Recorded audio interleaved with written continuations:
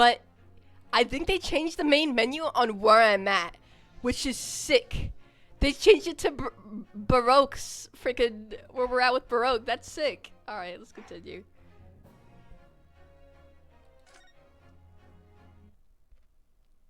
Forgot what this kid is doing. Oh wait, we're.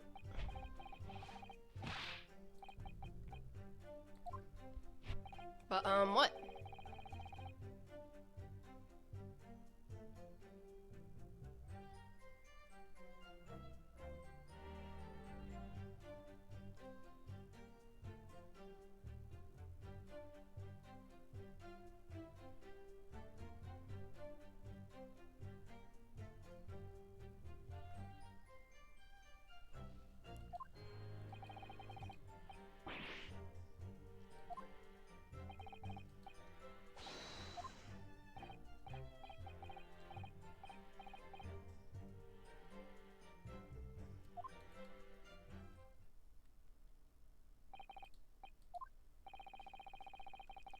The phantom fifth passenger conjured into existence by my learned Eastern friend never what?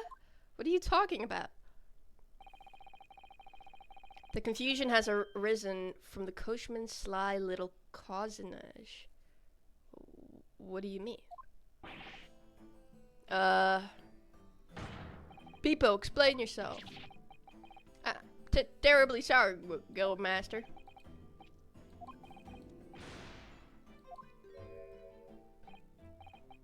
It's so cold, and the last one of the day is always half empty. I'm sorry. Dang.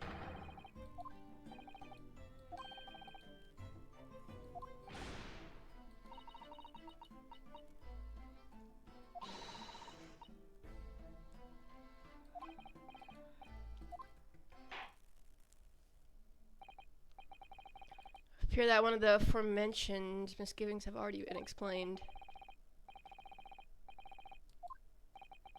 We've already had the pleasure of a protracted summation examination today.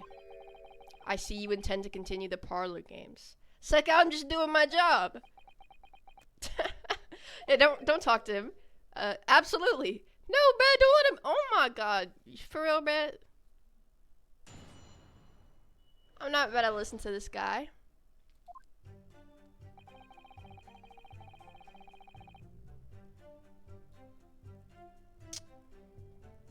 But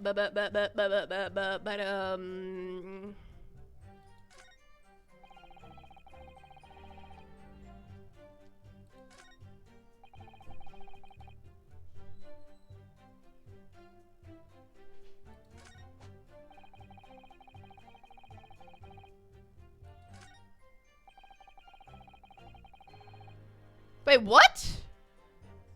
Wait, what?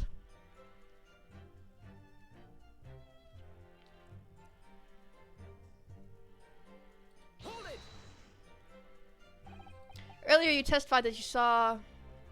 Yeah. Yes, that's right. You said that the victim was on the floor and described the assailant holding the knife in an ice pick grip. I suppose I might have, you know, yes. Put the cart before the horse, maybe. Oh my god. Well, I'm quite sure about most of it. I was driving the horses when I heard a scream from the seats on the roof deck. Oh, I expected that was me, sir. Then when I turned around, yes, I saw it. The gentleman was on the floor, and the knife was sticking up out of his midriff. That's right, yes. And the fellow holding the handle was a famous man, yes. So, in short, you didn't see the moment when the victim was actually stabbed at all? Yes or no, buddy? I really thought I did, but when I go over it in my head... No, I suppose I didn't actually see. Oh snap! Wait. What do we do with this guy? Do we wait, pursue? Excuse me. I like how they gave us like an. Okay. Do you have something to say about that, Mr. Fairplay? Now you listen to me. I know what you're thinking. He didn't really see the exact moment the fellow was stabbed. What are the chances of that? Eh? Are you asking me or telling me? Could he have just happened to see the exact moment? Nah. Some days are like that. No chance. Well, it's a little hard to believe, certainly. Unless you spend your time peeping through a skylight on top of an omnibus, that is. Peeping? I'm a respectable city banker, I'll have you know. And I know what I saw. This is one of those stubborn, biased ones. It was a grim scene, I don't mind telling you.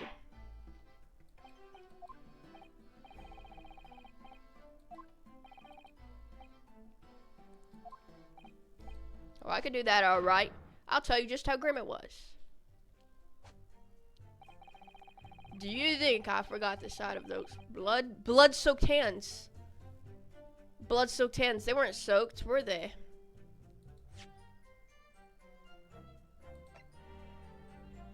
Objection. Why does my DPI feel fast? Blood-soaked hands? Well, I admit that soak might be laying it on a little thick, but anyway, there was definitely blood all over them. Both of them were covered in it. Well, I'm very sorry to disagree, Mr. Fairplay, but that's more than a little peculiar. Here are the gloves worn by the defendant, Mr. McGilded, on the night in question. Only one of them. And there certainly does appear to be a sizable dark-colored stain there. But as I'm sure you can clearly see, it's only on the right-hand glove. The frick? In short, Mr. Fairplay, your testimony is inconsistent. But no, that can't be right. Yo, I love the freaking song here.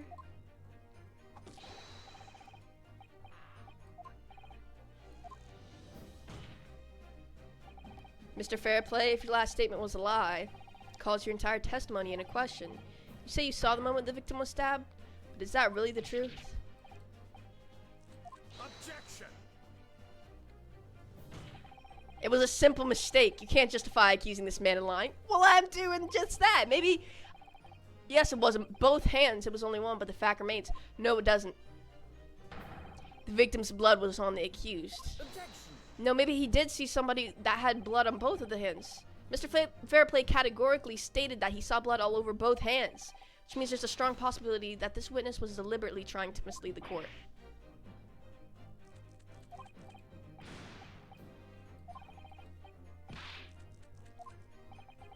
He's claiming to have no reason to lie. That's what I'm saying. He didn't lie. He probably saw somebody that did actually have both blood on the... If we had some evidence to... Well, he might be lying. Something to show this man.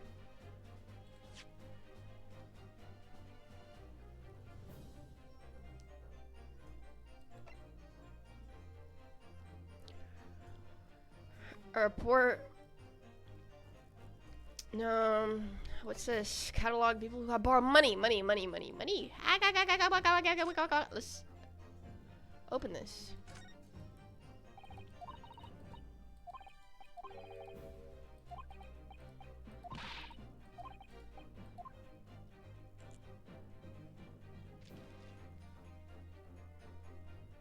The frick, yo, can't they just put it in frickin'...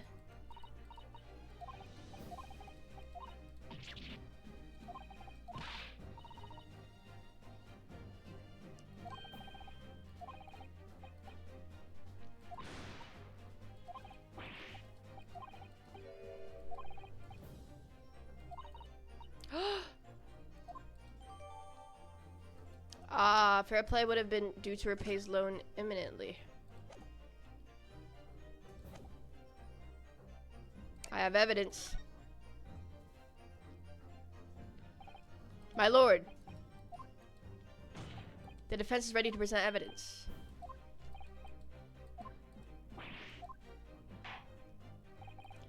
Thanks, Baroque. He gave it to me, so now we can put this sucker. Yo, this is a list of debtors who owe money to Mr. McGilded.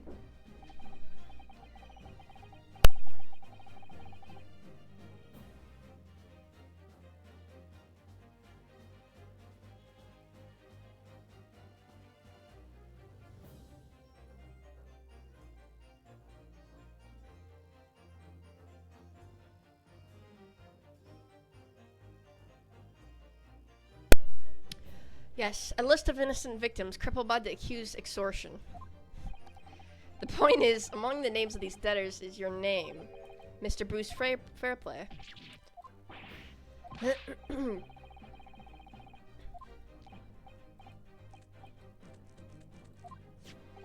According to this ledger, you owe 20 guineas. Not an inconsiderable sum of money, wouldn't you say? Let's suppose Mr. McGilden were to be found guilty of murder. What would become of your debt in that case?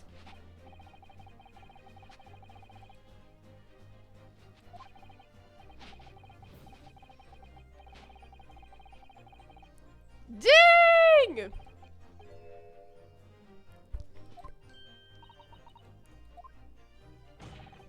Mr. Fairplay, is it not the case that you claimed in your testimony you have seen something you never in fact saw in a devious attempt to annul your debt of 20 guineas to the defendant? Yeah. Yeah, moron.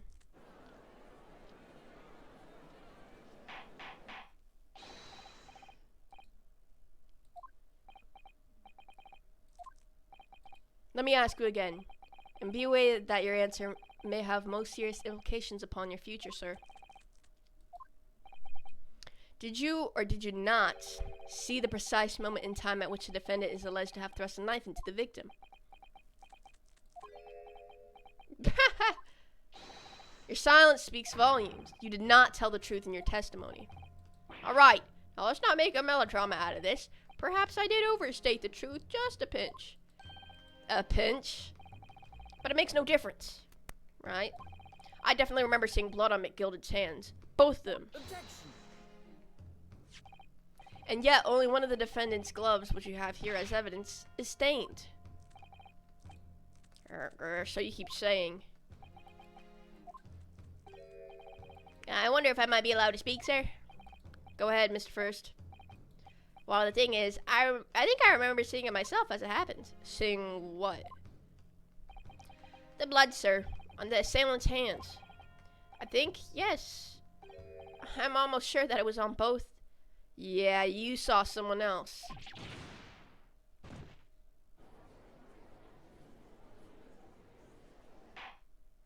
Why is he acting like this is a big thing? No, it's not. We have evidence that that didn't happen, so it must be someone else. This is good for us.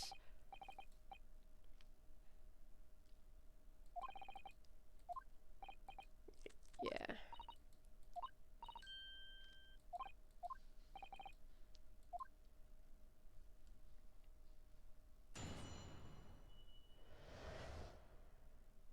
What the witnesses really saw, no lying.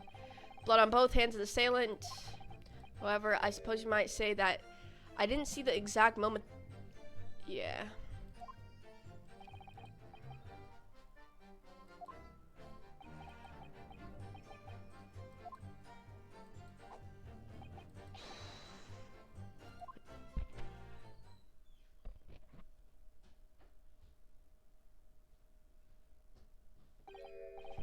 Well, lo and behold, in truth of fact, not one of you was witness to the crucial moment the crime was perpetrated.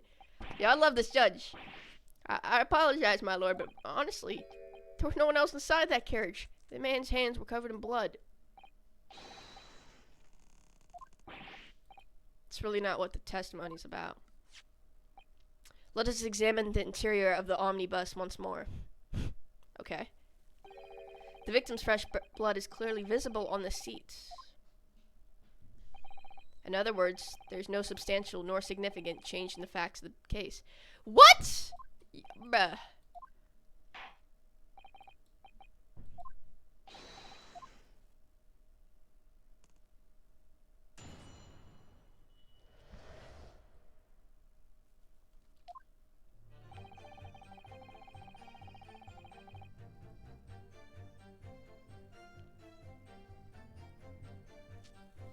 I think they did see the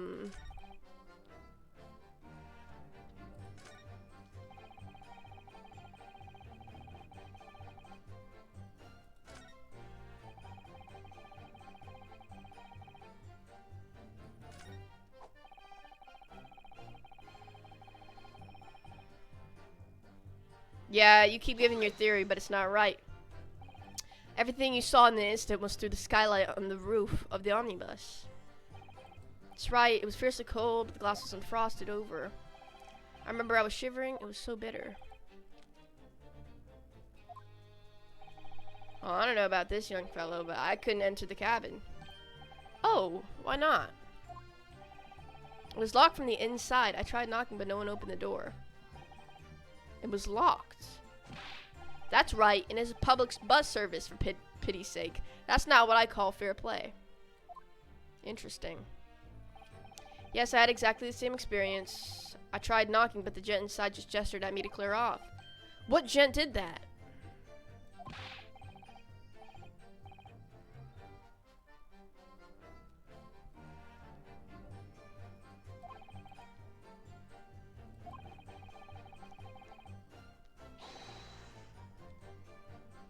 What person did that? Unequivocal, I would say. Could they really have seen... no, they might not have been able to. I might confirm one thing. You were riding this omnibus and witnessed the events in the cabin through the skylight and the floor of the upper deck. Is that right? In that case, you couldn't possibly have witnessed. There's a portion of the cabin interior that would have been out of sight from you. Well, obviously, there's only one to the middle. Obviously, at this stage, we can't say for sure. But the possibility cannot be denied that at the time of the incident, there could have been another passenger in the enclosed cabin of the omnibus. Objection. Enough hypothetical meandering, my Nipponese friend. Okay. The prosecution demands that you substantiate your claims. After all, the scene of the crime is here, in the flesh. Oh, don't mind if I do!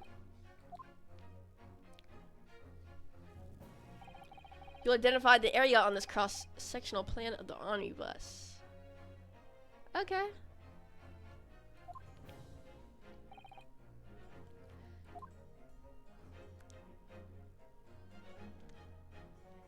Probably somewhere where they couldn't have seen. You couldn't see right here. Take that. Both rows of seat on the roof face in the direction of travel. There's a seat in the enclosed cabin. Face each other. Which means the visible part of the cabin which passengers on the roof deck can see through the skylight is as I've drawn here. That's right, my lord. As you can see, the seat opposite the one on which the victim and his attacker were sitting is obscured from view. In other words, if someone had been sitting on that seat, he can't have seen that. It's quite possible that those witnesses would have been completely unaware of it. Objection. What now? It's quite possible. Some phantom was sitting there? Yeah. You Nipponese have a forbidding habit of obscuring the truth with ambiguity? Whatever that means.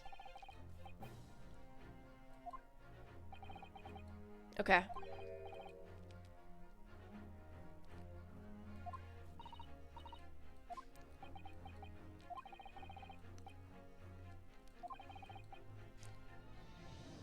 Do we know?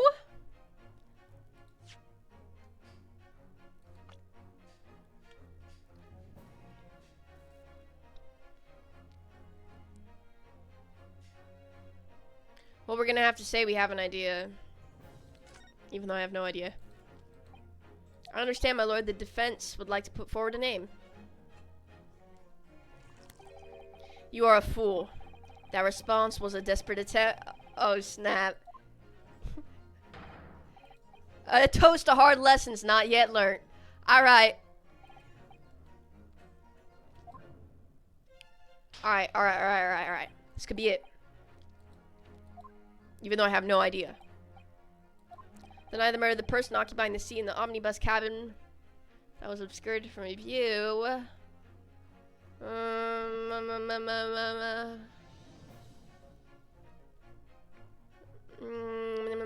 It's gotta be one of these three witnesses.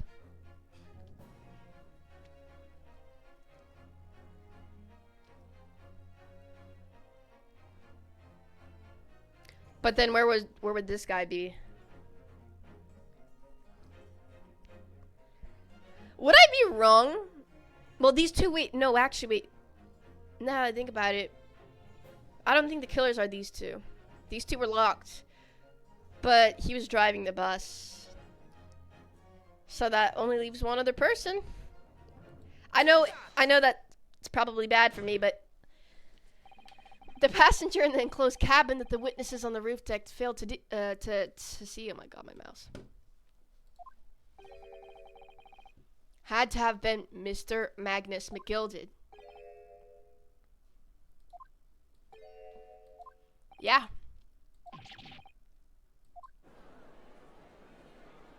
Well, it's the only other.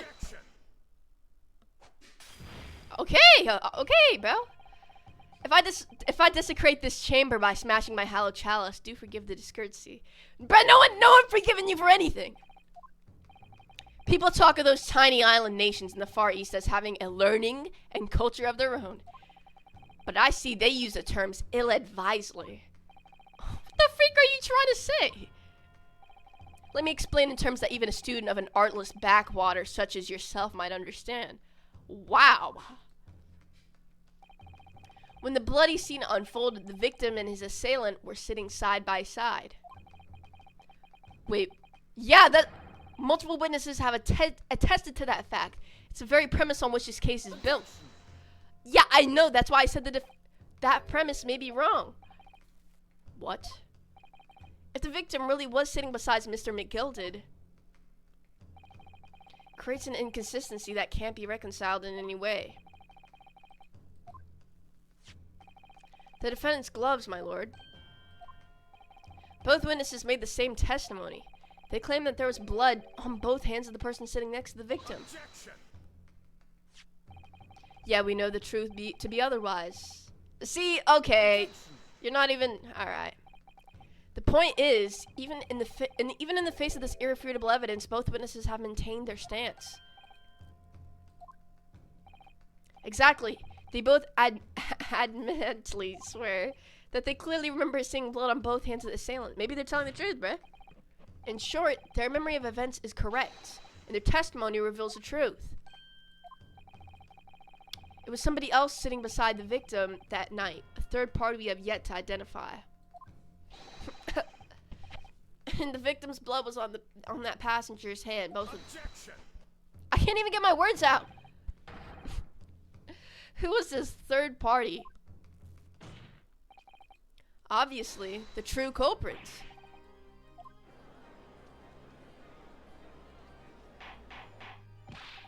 Order. What exactly are you postulating? Objection. The defense's postulation is just that. Nothing more than conjecture. Man, I've heard that excuse a million times, man, TX. The witnesses have clearly stated that they saw the accused. But when elaborating on his testimony, Mr. Fairplay said the two of them were wearing hats, and I couldn't exactly make out their faces.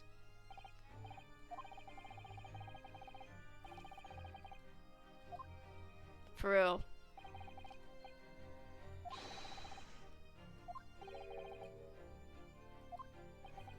They probably won't know.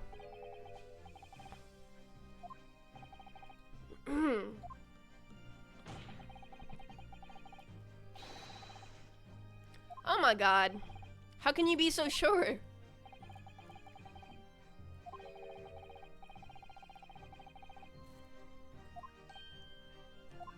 Are you serious? Unless that is you are proposing an even more preposterous explanation? That the accused failed even to notice the presence of the true culprit in the very cabin in which he traveled? Oh snap. Well, I didn't even get to talk to him. He's right. There was another person traveling in the enclosed cabin of the omnibus. It's conceivable that Mr. McGilded would have been unaware of it. Bring the accused, Mr. McGilda, to the stand. Well, what say you, cancel? The prosecution objects. For real? We'd never have people object. On what grounds? As a suspect, you will have already made a full statement to the police. But what if there's some reason why he's unable to speak freely? Magnus McGilded is no uneducated ruffian. If it indeed turns out that the man has been withholding information, you can be sure will have been a most deliberate act. Oh my god. My lord? Oh! I feel like purely on my intuition, we gotta make him testify.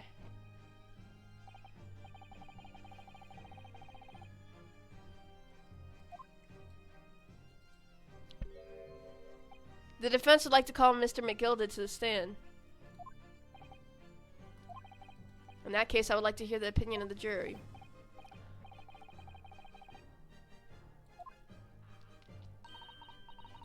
What is that person doing? Get the man out here, I say. It'll be yeah.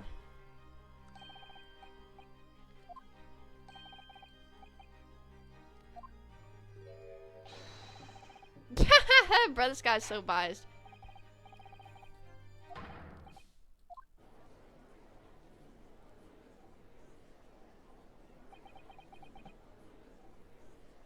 Alright. Now maybe what actually happened that night will finally become clear.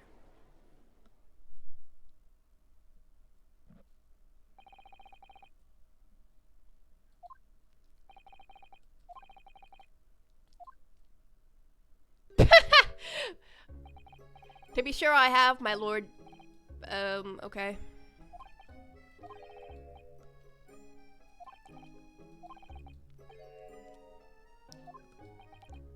Tell the truth, bruh.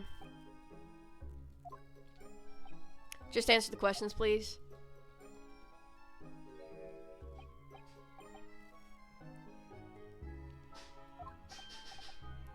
Tell us what?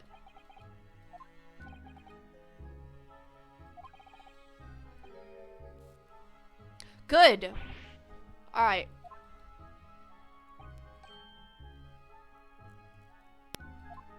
What? You helped him get away?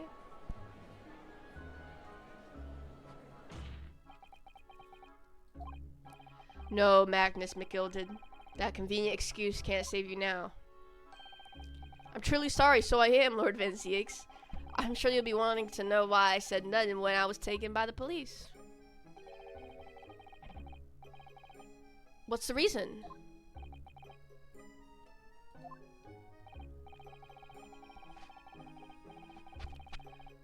What?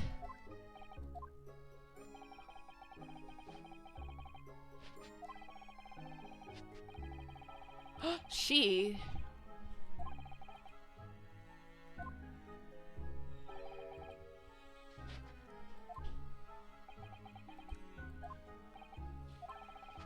Who is this young child if he can speak? That I don't know. You don't know?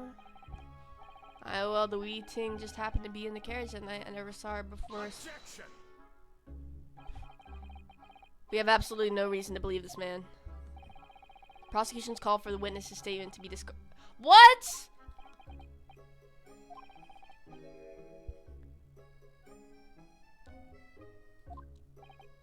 What? What the frick?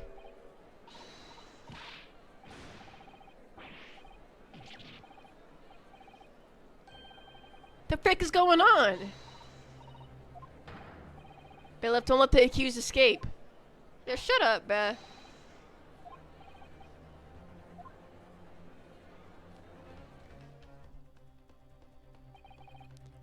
We're hurriedly removed from the smoke-filled...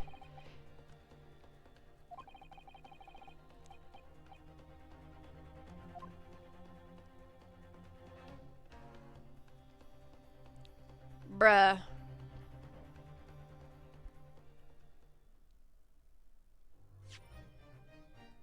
That sounded like a freaking gunshot, yo.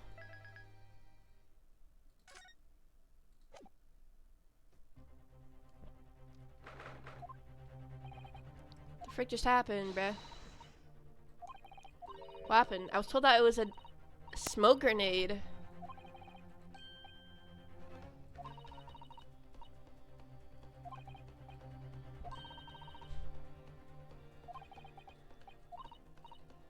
Young girl, around 15.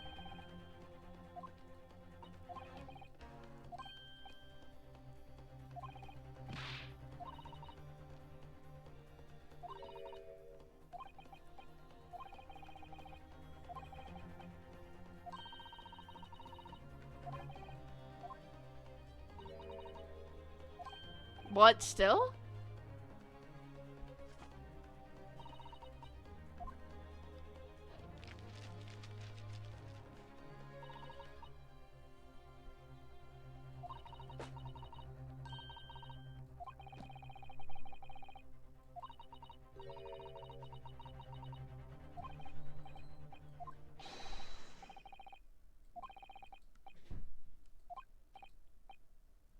We're going straight away.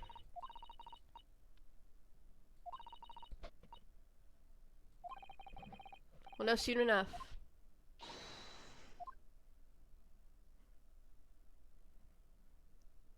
Alright. Jesus. This is the girl, bruh?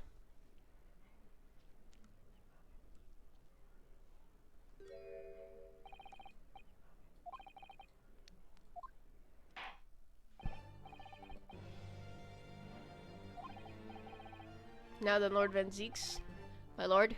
I believe you had established the cause.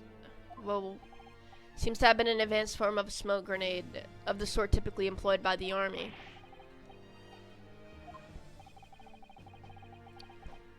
It was an elaborate attempt by a young girl to cloak her escape from the public gallery, but she was caught.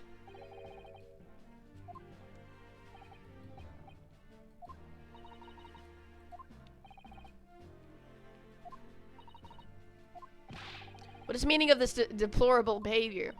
Answer the judge, yo! If I may, my lord.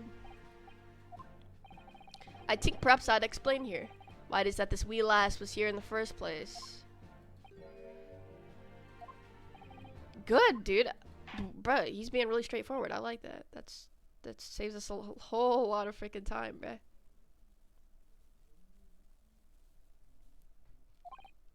Explain to the court exactly how this young woman is involved with the case. The frick happened that night, bruh?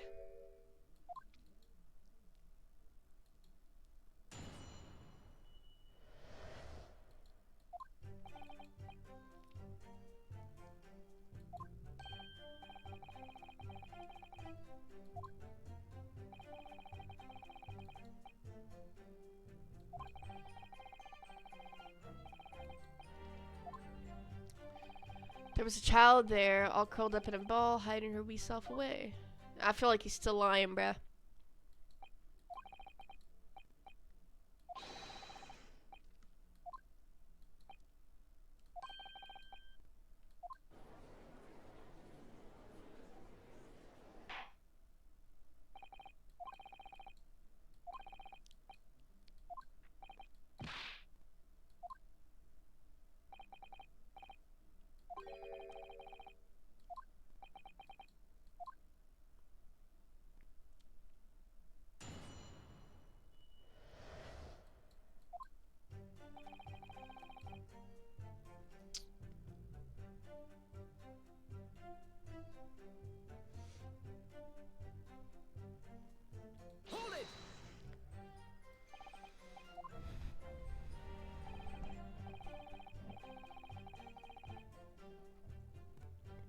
What?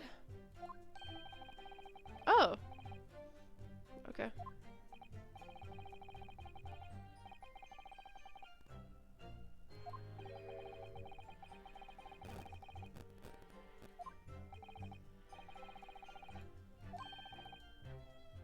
Okay.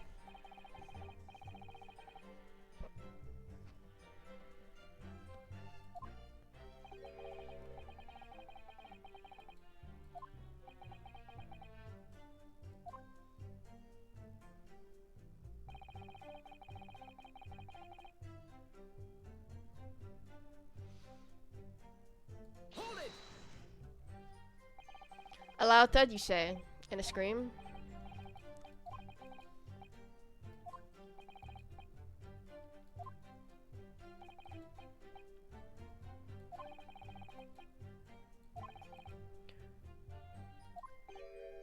Huh, you didn't see anyone, but at the same moment you did hear a scream.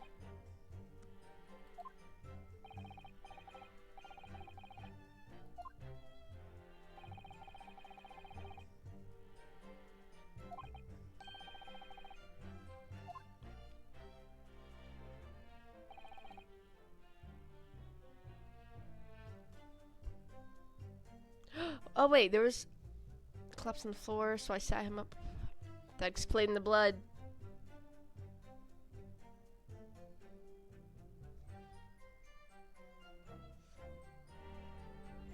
Hold it! You sat him up?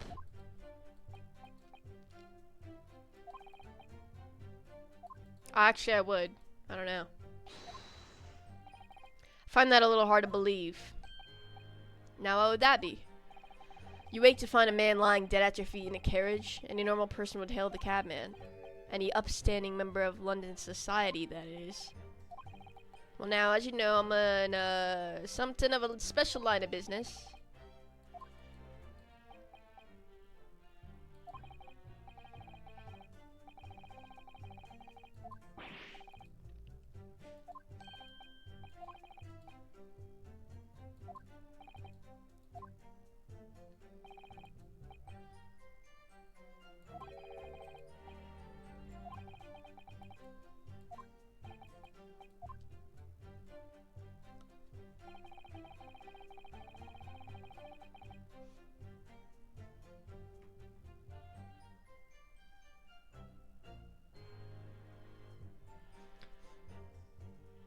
Hold it!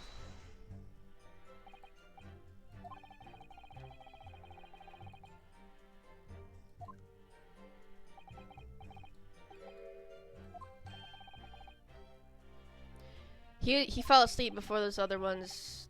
Just a queer ting. The wee scream I heard as I woke up came from under me. What?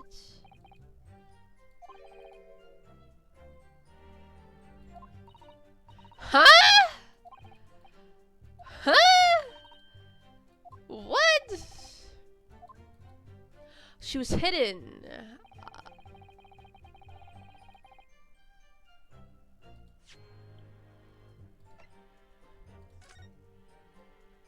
Let me inside. Let me inside.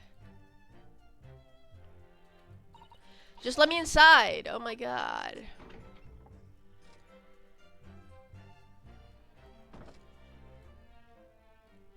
There was a cubby.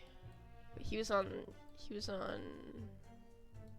this side. Can we turn around? Can I turn around, please?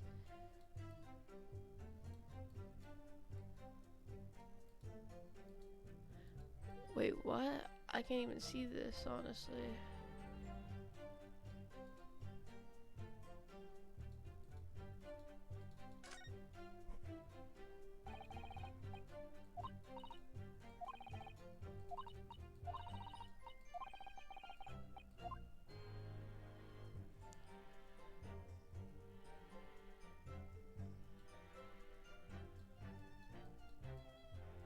You're right here.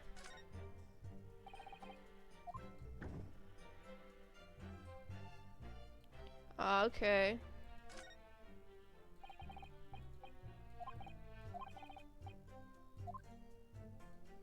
Someone could definitely fit in here.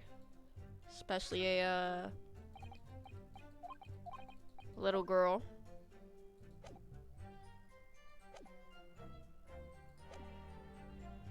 Hold it! Hold this. You say she was hiding herself.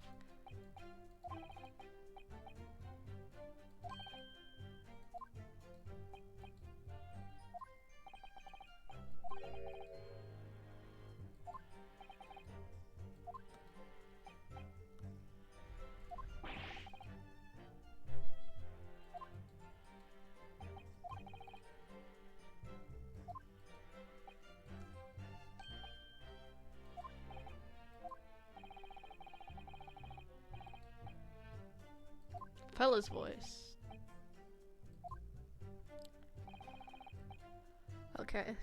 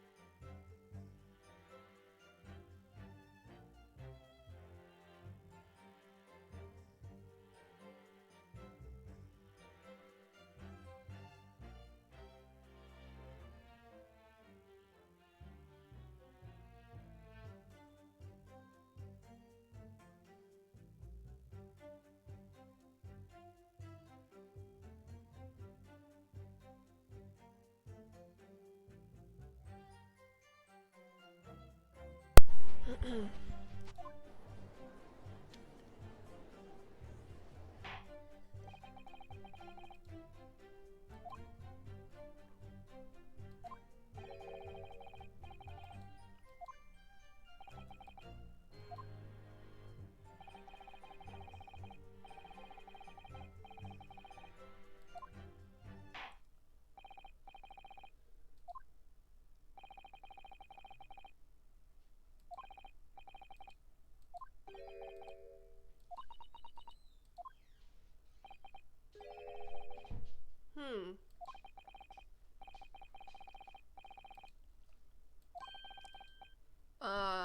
Thief.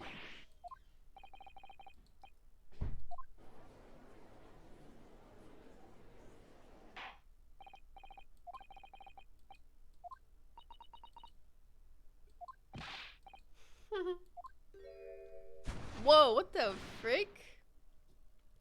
To the judge, of all people? And she's off, eh?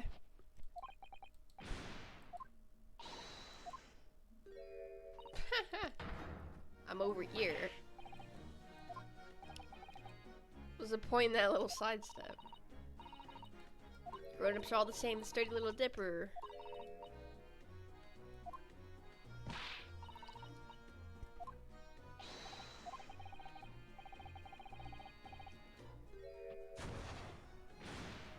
Okay. Do that to Baroque.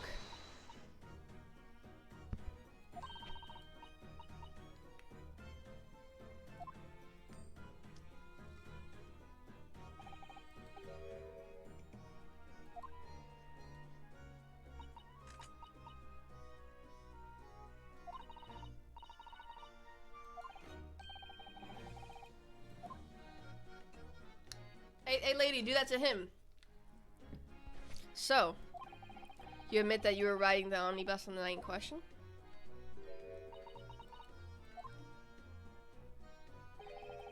It's alright, lass. You can tell him the truth for now. For now. Alright, yeah, it's just like the Irishman said.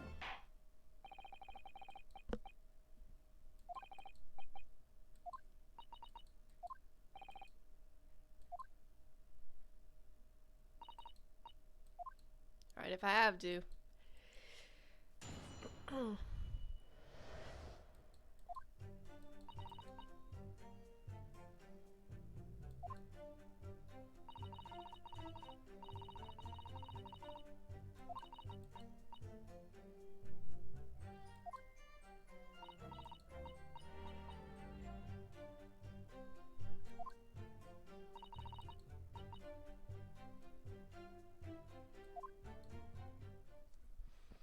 Okay.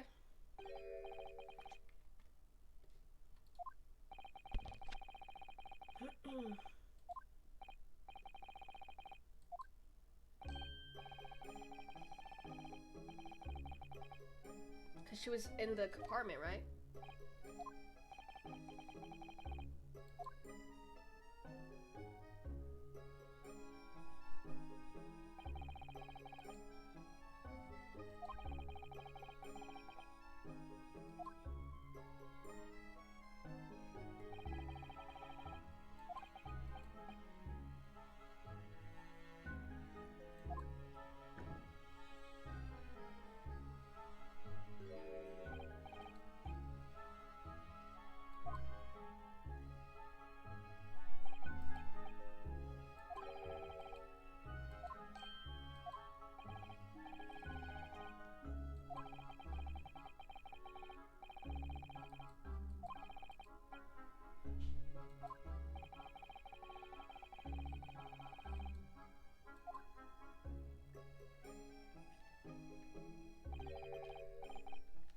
What do you mean?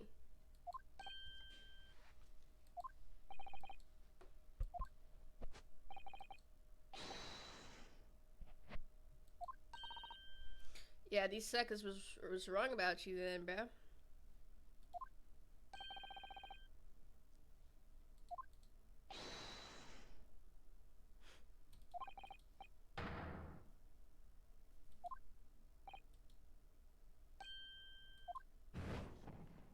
Finally, that guy was the hardest to get, dude. Please tell me that was all of them, right? This is all of them, right?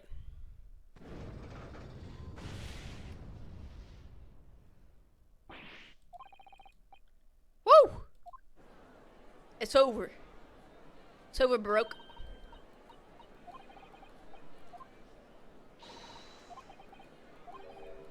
We've won? Are you sure? Objection. Yeah. Oh my god! If the sight of my iron-heeled Wellington defends, pray do forgive the discourtesy. What are you doing now?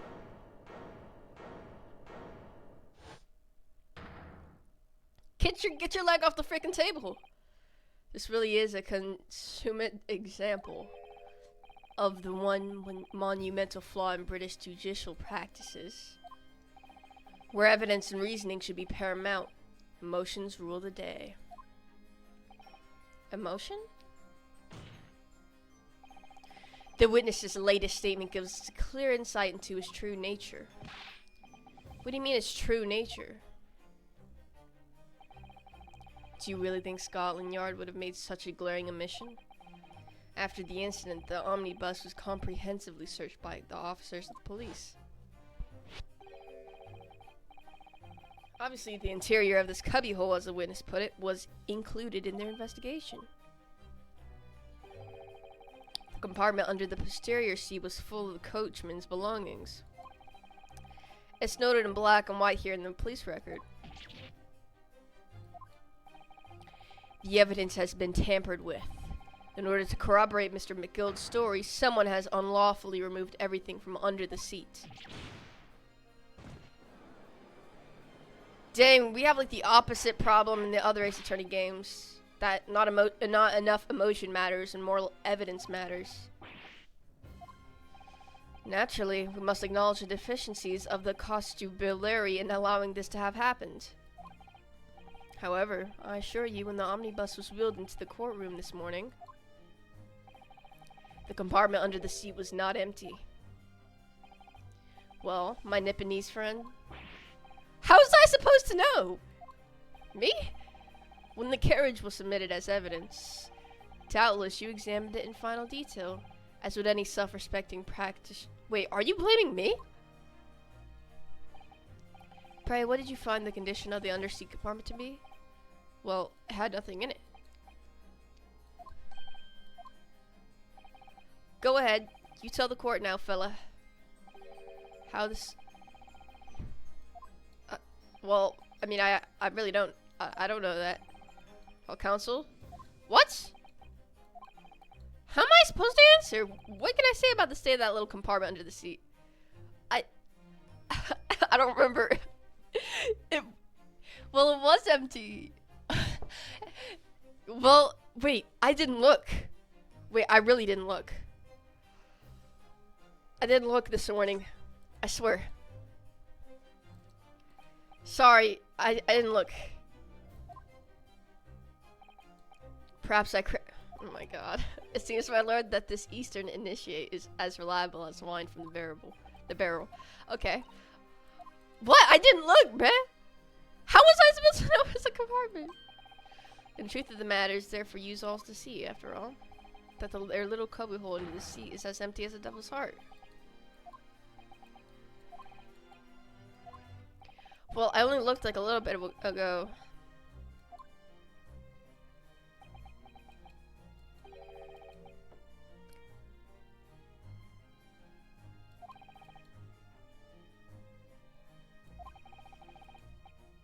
Oh, snap. Wait, are you serious?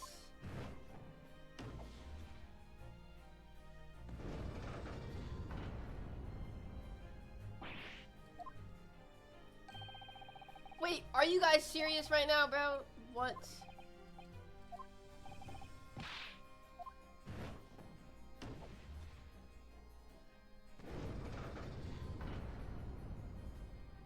Alright, no more. Wait, are you? Wait, no way! Whoa, are you serious? They're not all gonna do this, right? What? Okay, come on, bro. Okay. Nobody else, right? Alright, good. My lord, I humbly exhibit the scales of justice. Clearly, a verdict of not guilty at this time would be wholly inappropriate.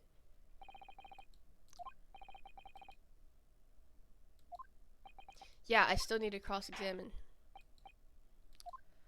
Jesus. Alright. Dude, the whole balance just shifted because one thing he said, bro. This sucker, the Reaper of the Bailey is at work, it would seem. Yeah, clearly.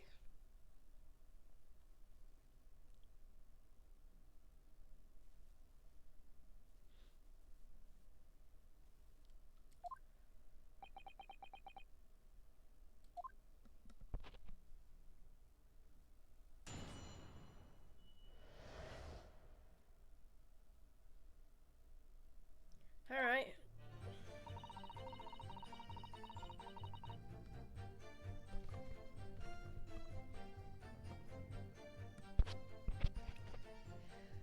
I guess we're just gonna have to be pressing these suckers. So you were already in the omnibus before it even set off on its run? In it.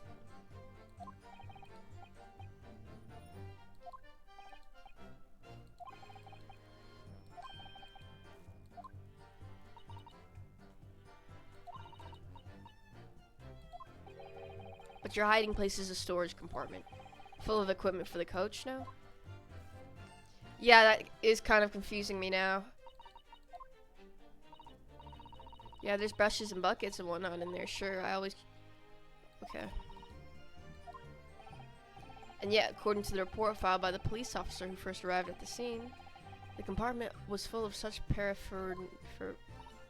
Well, I don't know nothing about that. Like I said, I moved all the stuff out so I could hide under the seat. That's all I can tell you. She moved it out, or did she move it around? You're not making sense.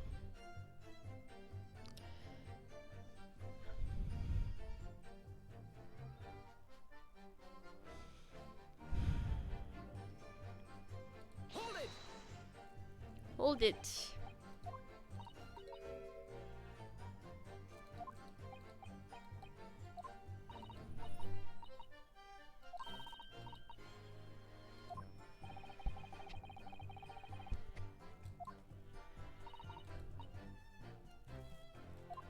Only that night. This cove was sat on me seat from the start.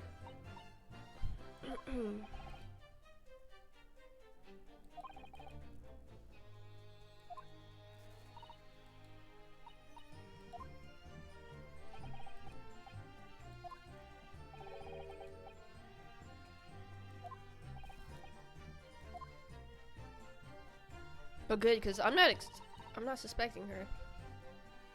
Hold it! There's got to be another person, bro.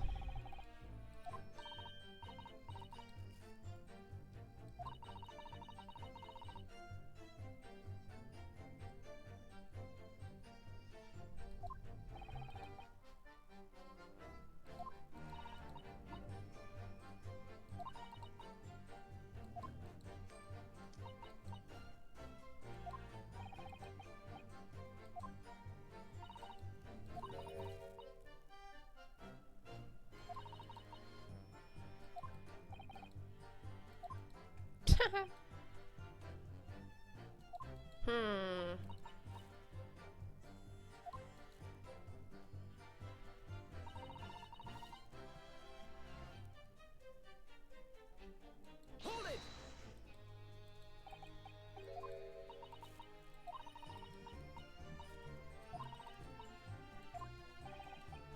Let her scream involuntarily?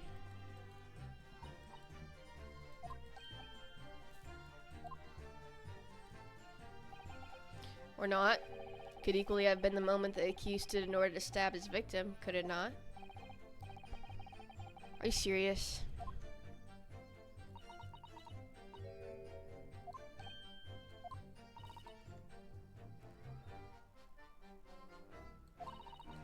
This Irishman was sitting up the bloke what had fallen on the. Oh, yeah, that's what he did say that. That matches his stuff, yeah. But then the fella suddenly turns around and looks right at me.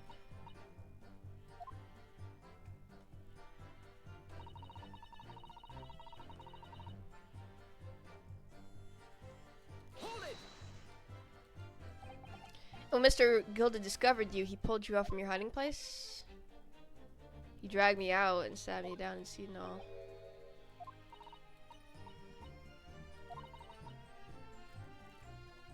Dang!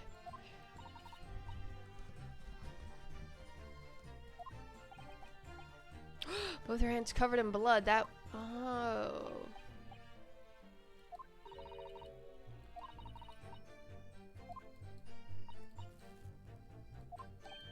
That matches, yeah.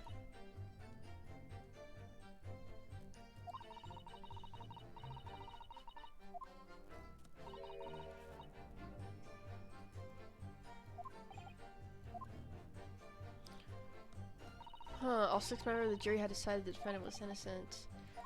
For a moment.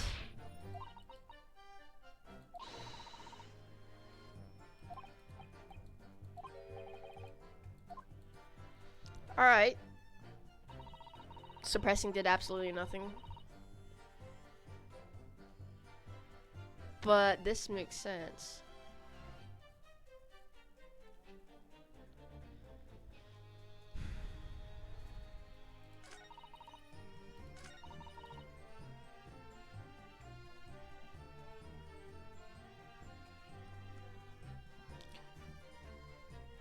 Hold it! Whoops.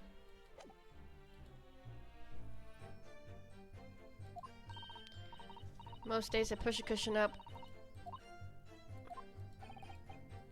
Yeah, we did this. I mean, give it a look.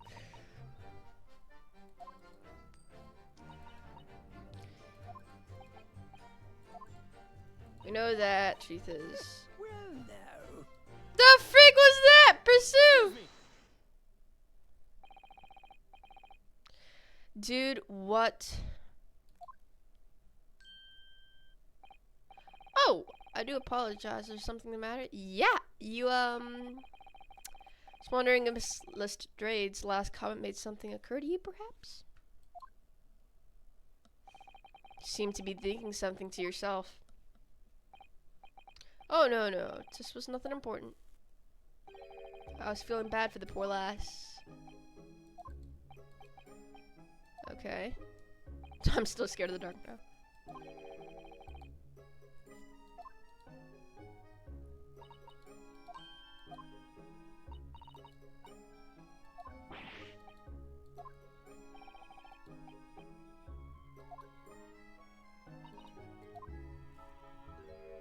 Bruh.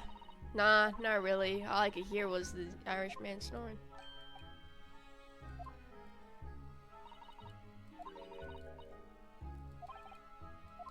Man.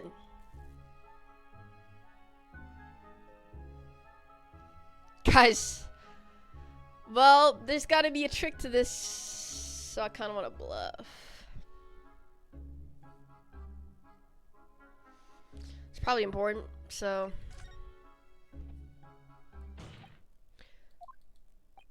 I believe the statement just made by the witness is profoundly important.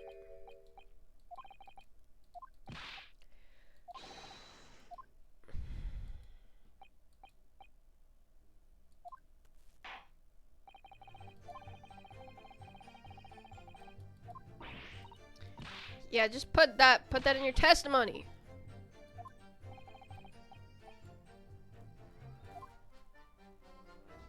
Jesus, lady. I mean,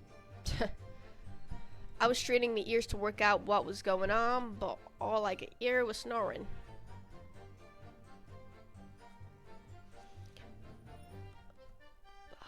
But... Hold it! These are hard.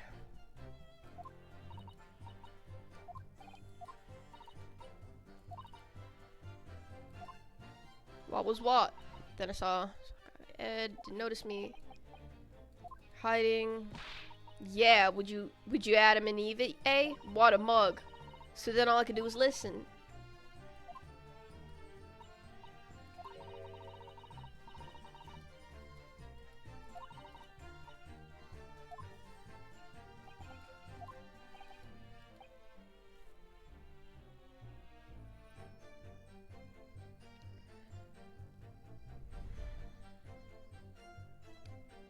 Can we like... Bro, I can't understand this chick. And I'm sure they gave us this opening for a reason, so it doesn't add up. Miss Lestrade, what you have just told the chorus is clearly at odds with the facts. Are you sure, man? Absolutely. Seems my learned Nipponese friend is not as dull-witted as I feared. You keep saying this, bruh. Oh wait, he realized... Okay, never mind.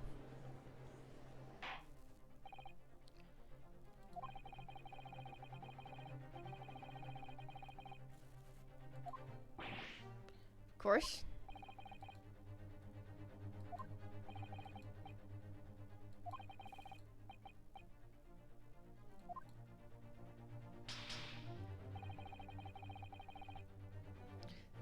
Show a piece of evidence. Show up. Here's something. Or I know about the scream, but the scream had happened after. Wait a minute.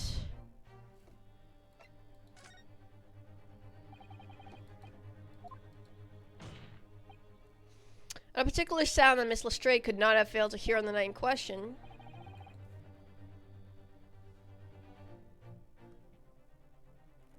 Well, the victim screamed, no? Take that!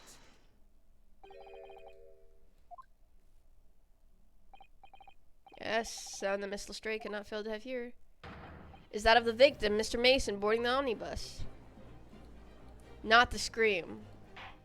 See, I was a little confused.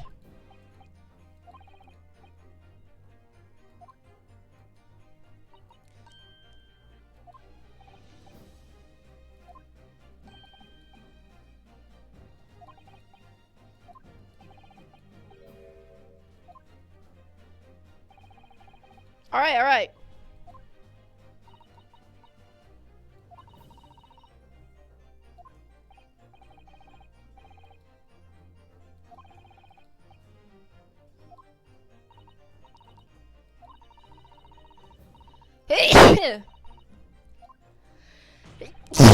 Oh my god.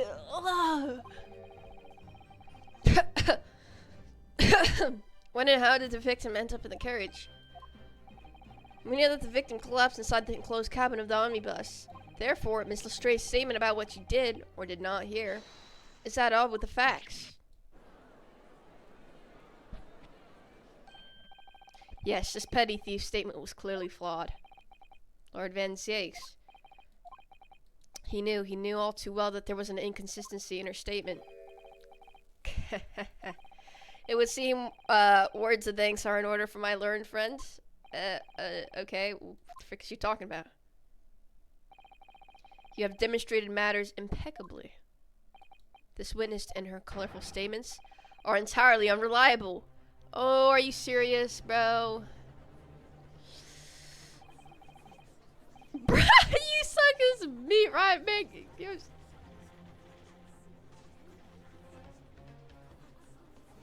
Wait, chill, old lady, hold on. Bro.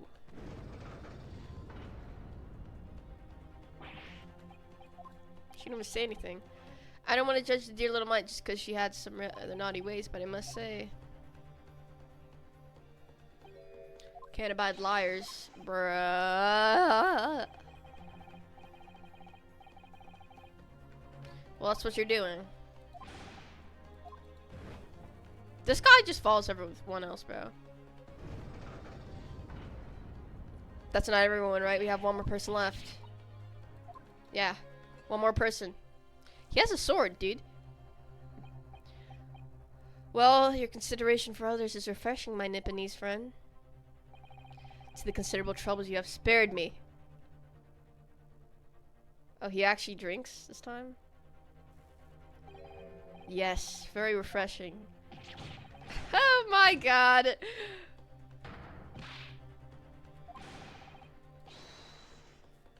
What?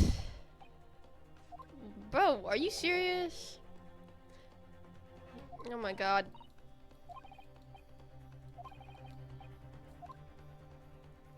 Hold on, lady.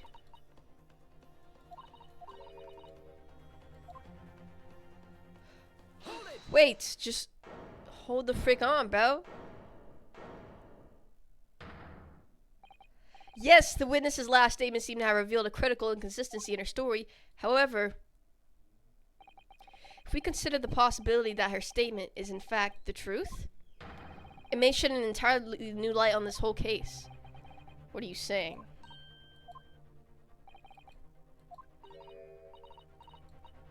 I'm sorry, sir. Whatever do you mean? No, no, no. Alright. Alright. When the accused boarded the omnibus on the night in question, the victim was nowhere to be seen. Subsequently, the carriage door was not heard opening a single time. What? But somebody was telling the guys not to come inside. Who was that? If this petty thief's words are to be believed, how do you explain the victim's miraculous appearance inside the cabin of the omnibus? That's a good question. Oh my god. There's only one way to explain. He was in there already. He was put there after he died. That wouldn't explain the scream. I was gonna say that maybe he was, yeah, maybe he had died.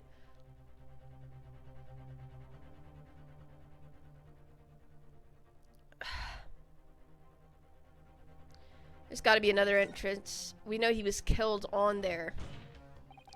The door wasn't open even once. The only explanation is that the victim entered the enclosed cabin. Somebody was not letting them in. Van Zieks, are you a retard?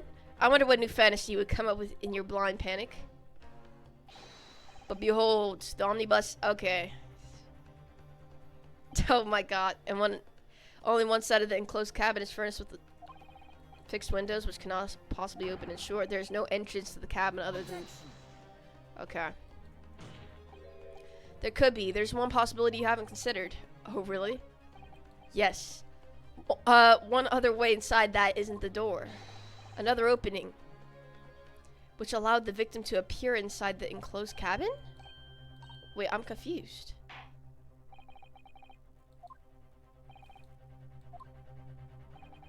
Here's omnibus on which incident.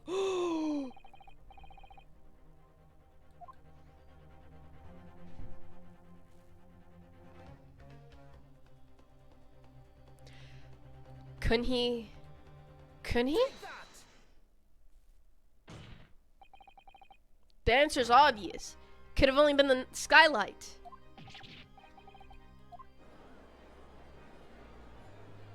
Objection. Your ludicrous proposal almost has me lost for words. However, yeah, shut the frick up. The skylight may well have been large enough for someone to pass through. So you claim. Do you have a shred of evidence to support your addled brain theory? Alright, okay. You know what? They each claim to have heard a loud thud, such as the noise made by someone falling to the floor.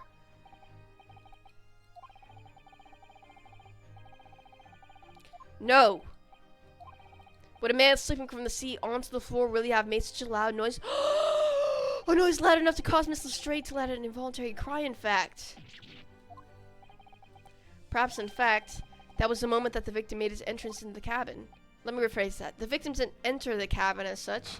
He fell into it. You're now suggesting that the victim fell from the skylight into the cabin? That's simply impossible. How can you be so sure?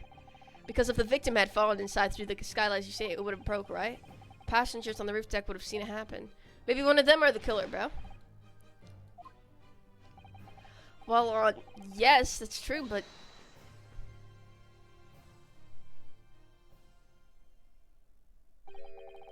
Might a humble fella make a wee comment here? No. I'm just kidding.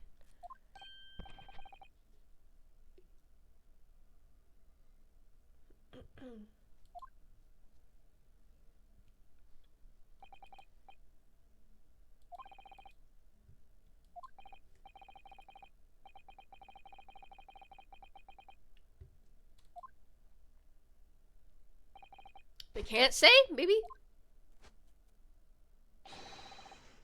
Yeah.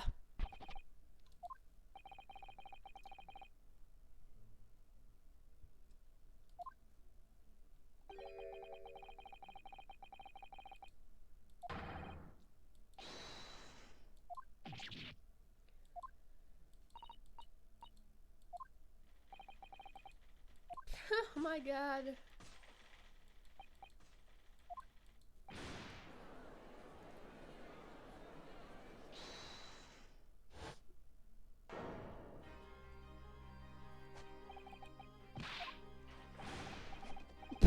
What? Flaming outrage. I've good mind to give you a blink in a minute.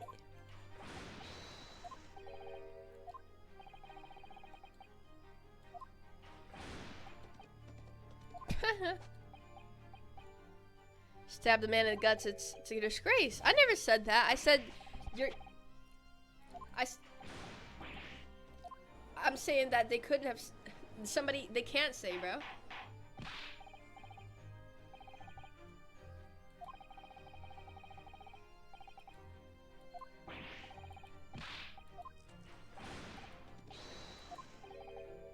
My lord, if I may comment?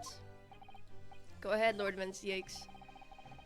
It was a defense that incited this outburst from the witnesses. My learned friend has seen fit to abandon all protocol and accuse the witnesses without proof. Oh, snap. I didn't. It seems, young Nipponese, that your command of the English tongue is wanting. First of all, I didn't accuse anyone. You proposed to this court that the victim fell through the skylight from the roof deck of the omnibus. The hypothesis cannot possibly stem without the rooftop passengers being aware of the events. You have branded these gentlemen liars. You have intimidated their criminal guilt. In our British court of law, that is what's termed a baseless accusation. I didn't...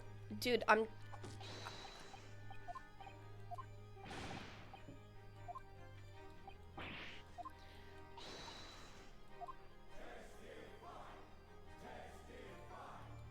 They're not British, bruh? Oh, that's the spectators.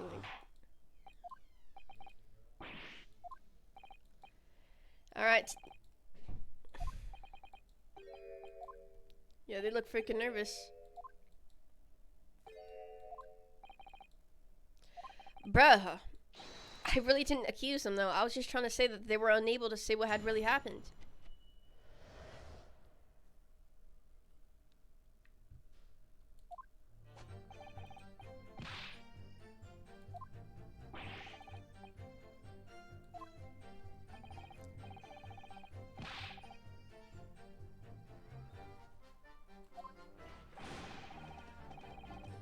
Wait a minute. I'm getting a little suspicious.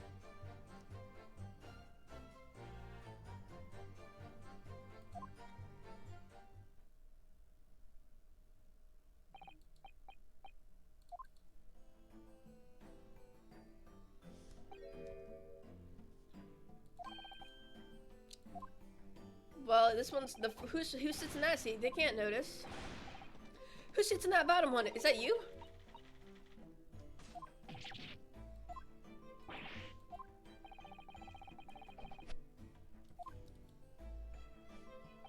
Two witnesses share no common dealings.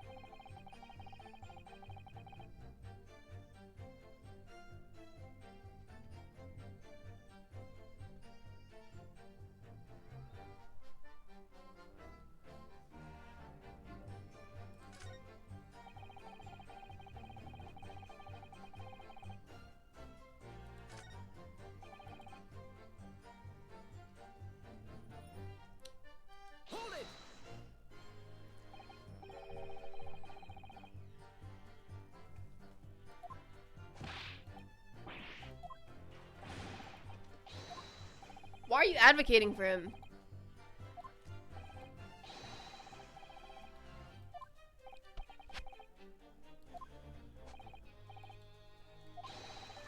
Well, now.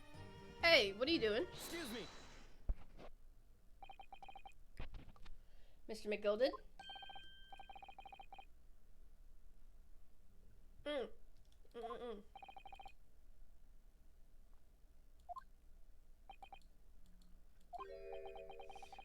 Why you keep doing that, bro?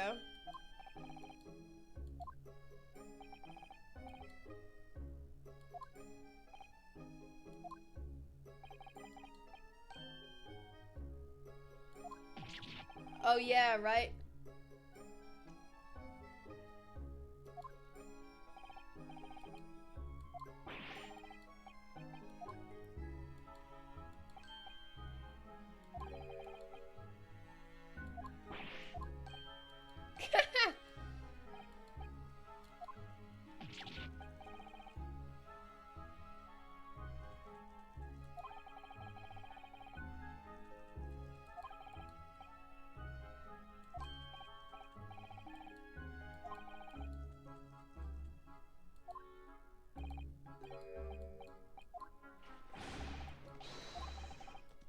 The frick is this guy doing? What the heck?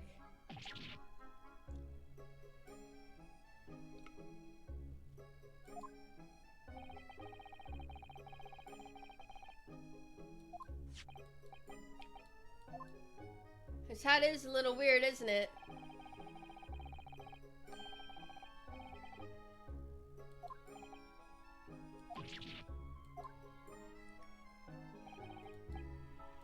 Yeah.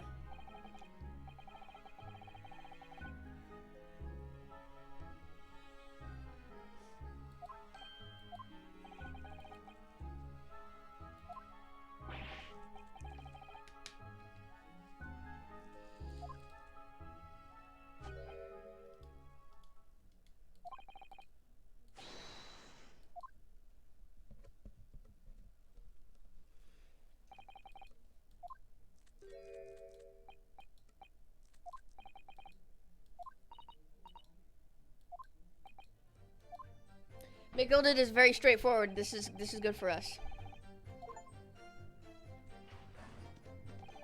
Hat hunter? What?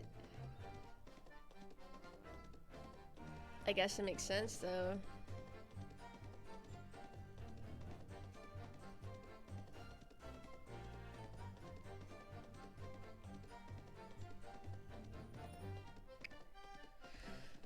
Skylight was shut the entire time. We couldn't.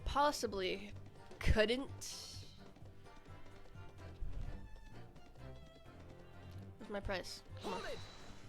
Hold it.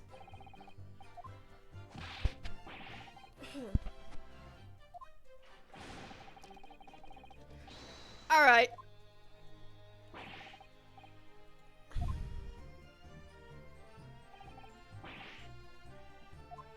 Second, who's to say you couldn't have shut it after? Couldn't break through it, right? What did you say?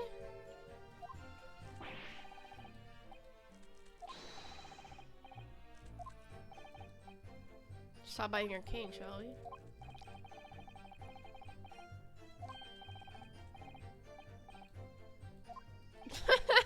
What?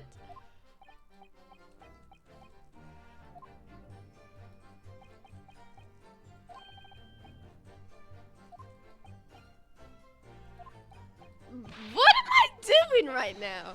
Wait, that ain't. What? Excuse me. Bro, these voice actors, okay, bro, for a 15-year-old girl, they shouldn't freaking hire somebody that sounds like 20, bae. Do you have something to say about that, Miss Lestrade? Miss Lestrade. It opens. Skylight. This is what we're talking about, right?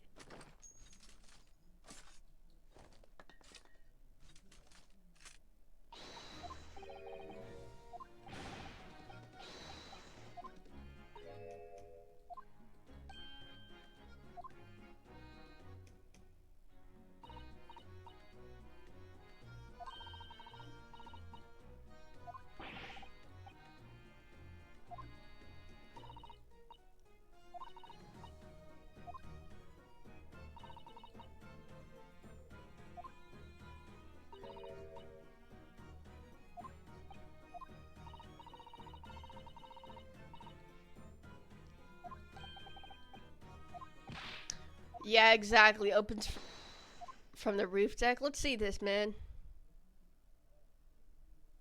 Oh, seemingly so. Yeah. I feel like this is not the killer. This is the killer, and he's just going along with him, bruh.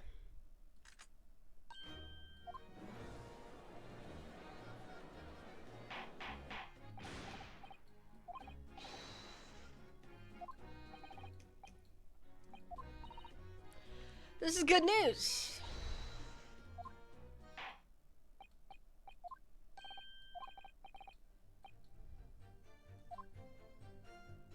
Perhaps I should investigate for myself. Interesting.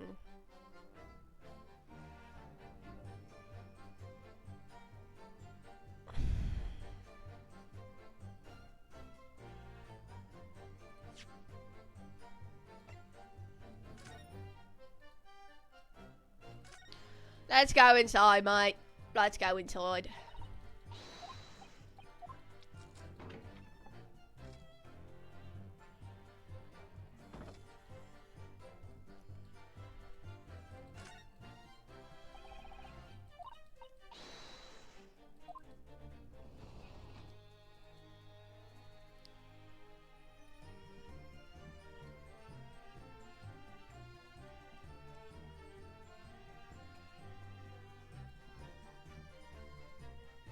What the?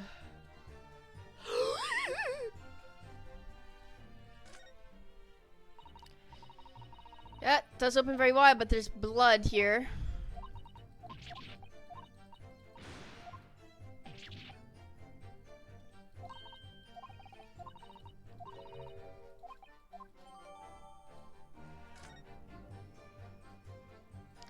Alright, mate, now let's show this to that man. Objection. On the night in question, the victim was fatally stabbed in the stomach, and immediately afterward, the victim's body was pushed through the skylight into the cabin below. Those are the facts, and the irrefutable proof. Remains clearly visible in the omnibus that stands before us today in this very courtroom.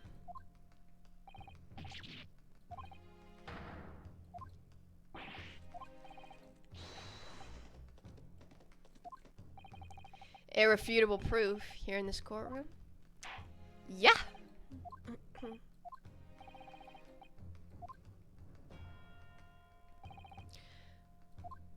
Let's go inside actually. You point out what it is that proves the victim fell. Alright, mate, let me look up. Right here.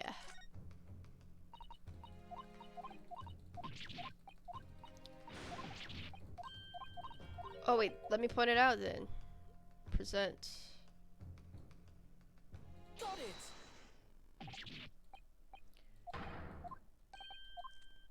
This blood stain proves two things. Firstly, when the incident occurred, the skylight of the omnibus was open. And secondly, the victim was already bleeding when he fell through the opening. So it follows that Mr. McGilden, who was inside the enclosed cabin himself at the time, cannot possibly be guilty of this crime.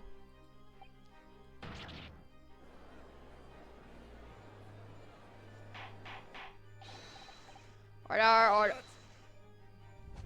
That was him.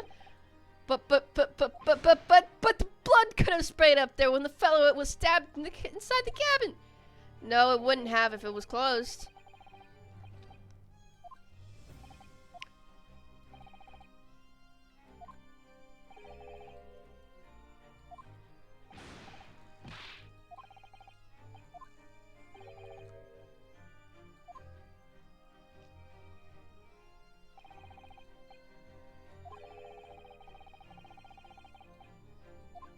The blood on the seat is from the defendant putting the guy up there, bruh. Hold it. My fellow jury members, I think we can all agree that this is clear proof of the defendant's innocence, can't we?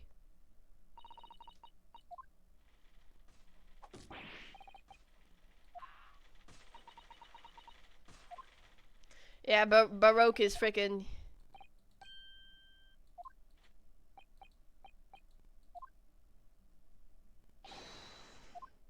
Yes! Objection. Never mind. What?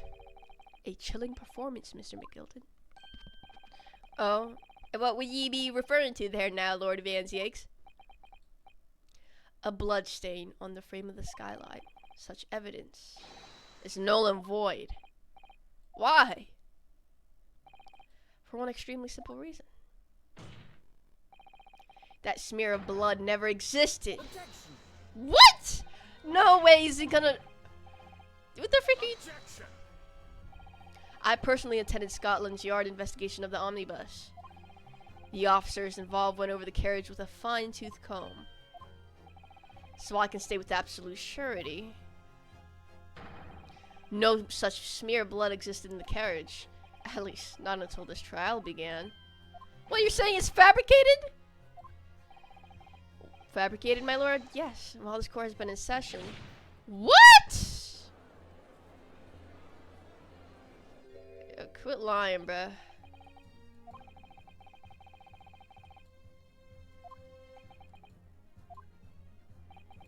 But I'm Magnus McGilden, a fellow known all over the capital.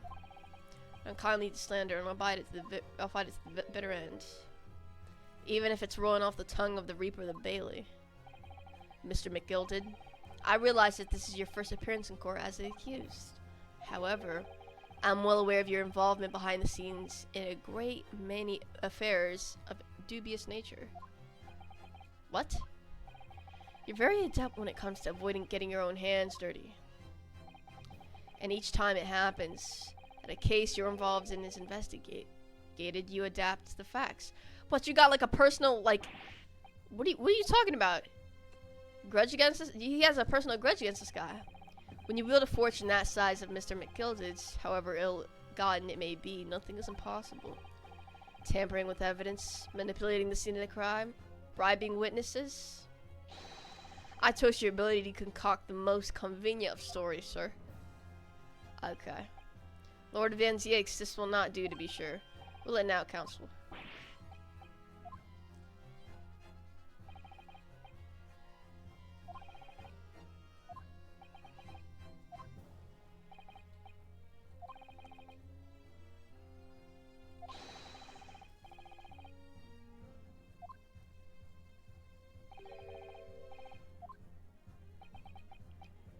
Okay. My learned friend. Here's to hearing your opinion on this matter in your own words. Sucker, nobody did that. Could someone have tampered with the omnibus during this trial? If you're asking me, I think out of the question, or could have been possible. Look,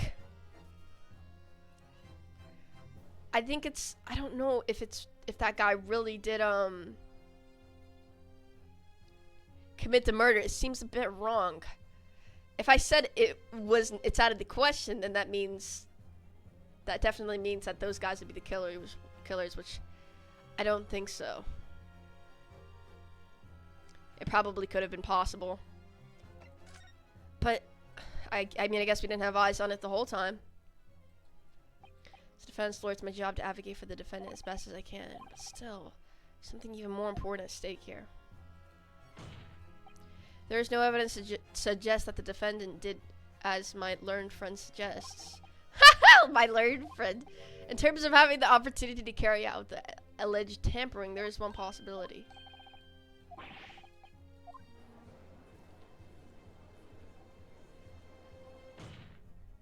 Don't let this guy drag us by the leash. Yes, there is. Seems my learned Nipponese friend has no intention of running from this deceit. Deceit? I'm sure everyone still remembers clearly. The recess that we were...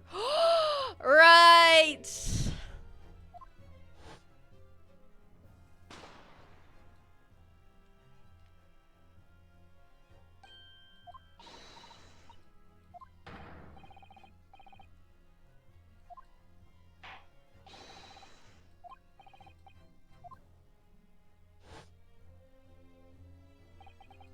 The room was full of smoke and everyone was thrown into confusion. All of us were made to leave the chamber. In that brief interval, under the veil of smoke and in all the chaos, it could have been possible to steal inside the omnibus.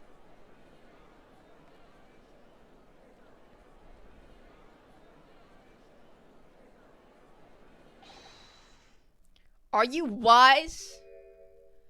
Hey, what are you trying to pull, you rotten? Okay. Feckless. You're supposed to be defending me. 'Tis a wicked plot. Objection. Whatever you think this is, it changes nothing. The facts are the same. After this courtroom was evacuated earlier as a result of the smoke grenade, a number of inconsistencies materialized in relation to the omnibus. Such as, to start with, the storage compartment underneath the rear passenger seat was empty, right? It was full of driver's items. Secondly, we have the smear of blood present at the start, yeah. No one is able to corroborate your claims. Omnibus was first ruled out. Both the storage compartment and the skylight were shut. This evidence is a result of tampering or not. Indeed, my lord, no doubt there was not a single person who saw it fit to verify such things. Well, honestly, he's right. Somebody did mess with it. About the omnibus, is there anything? Oh, I can't just say I have no idea, even though I don't. From the outside, it like looks. Is there anything unusual about it? Well, I just gotta have an inkling.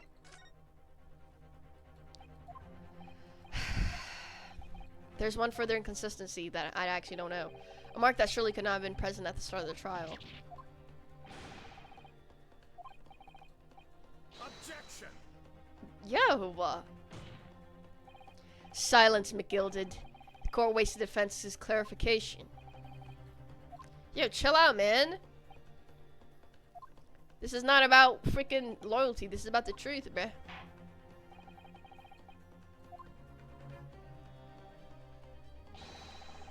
Exactly, this is alleged marked. Well, I guess we gotta find it, because I actually don't know.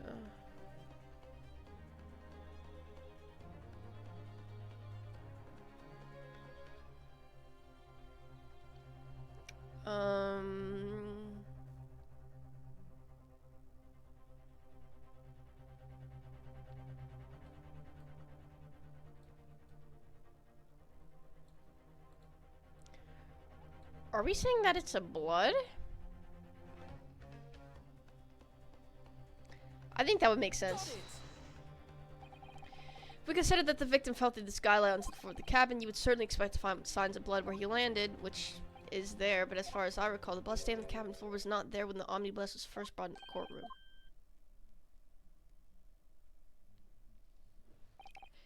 I do believe you're correct. All said. Although, as advocate for the defense, one might say that was a very careless slip of the tongue. Look, man, I'm searching for the truth, bro. I just want to know I just want to know who did it. I believe that blood stain on the floor is a decisive piece of evidence. But if the question is whether that evidence is genuine or whether it was unlawfully fabricated by someone, I feel compelled to admit that there's at least a possibility that the evidence is fake.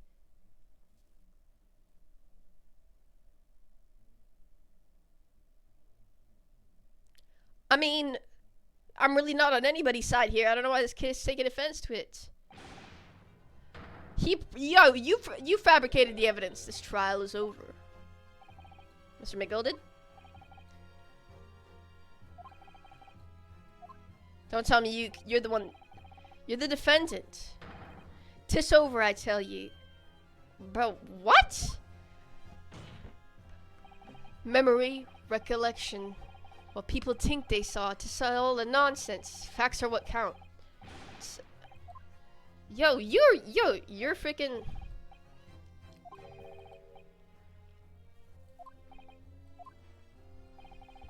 I'm scandalized, so I am. I thought better of Lord Van Zieks.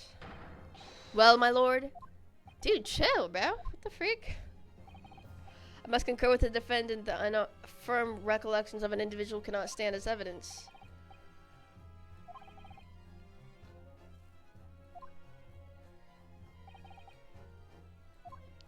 Wait, what? Wait, we have to continue this? The prosecution, my lord, has no further witnesses or evidence to present. Yo, did my defendant really do this? I'm of course obliged to confirm with the defense first. What formality? Oh snap. Yeah, but it's not about winning. It's if he fabricated that evidence, bro, that's very suspicious. Guys, I don't mean to doubt the defendant, but or doubt my client, but I'm seriously, defendant could be guilty. He could be guilty. Why did he fabricate it? He could be guilty, bro. Sorry. I'm here in this court to advocate for the defense of my client. However, at this moment in time, I cannot, all good conscience, attest fully to the defense innocence. What are you saying, man? Without any question, there's no conclusive evidence to prove that the defendant is guilty. However, there's none that says he's innocent. Look at him having a fit, bruh.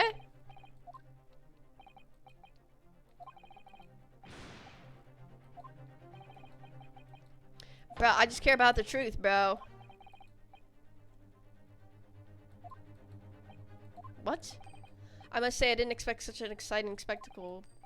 Have this for your troubles. Okay. Job is done. What do you mean?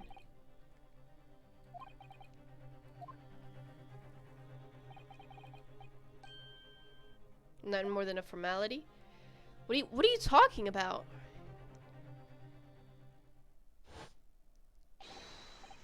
Wah-ha-ha-ha. What's happening? Are you the killer or not?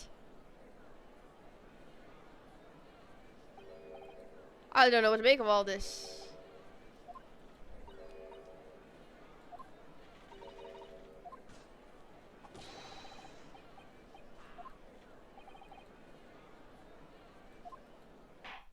No, I think he's guilty.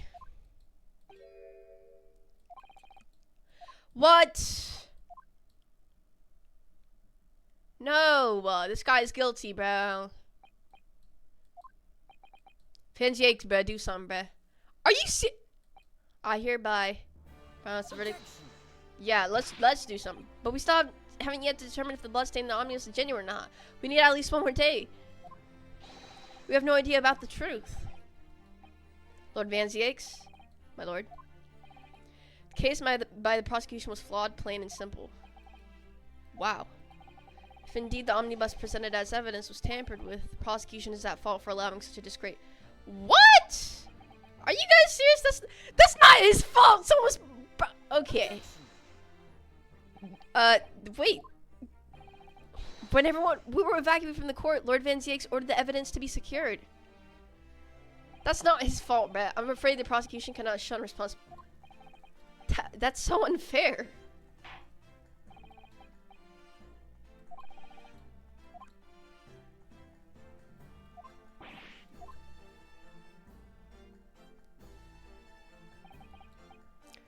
Well, Lord Van Zieks, what the frick do we have on each other? And as for my dear fella, could have asked for a better defense.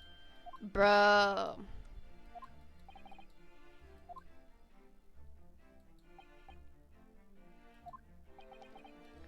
Oh my god, I'm so sorry, Van Zieks. Jesus. Just one thing. A warning. This is far from over. Well, something to be looking forward to then.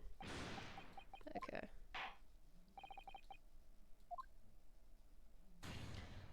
Wow, that's not fair. Oh my god, I'm so sorry, bro. I'm so sorry for doubting him. Frick! Ah! Ah!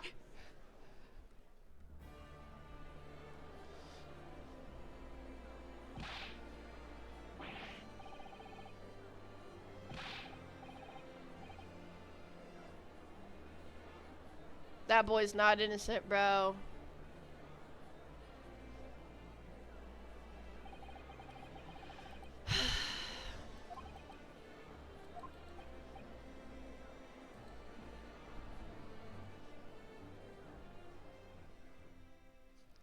Oh my god, bro, I'm so freaking sorry, man.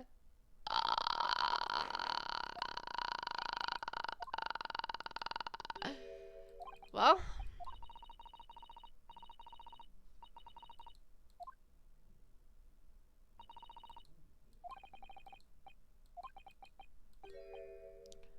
I'm not freaking happy, but he got blamed for the truth. Oh my god. It's wrong, yeah.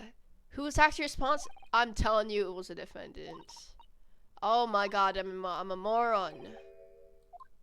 Get away from me, bruh. What do you have between, what's between you and freaking Van Zieg?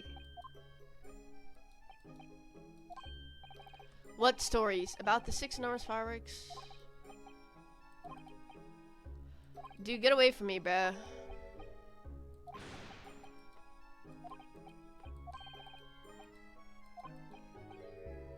I don't think it was so much thanks to me as down to your planning.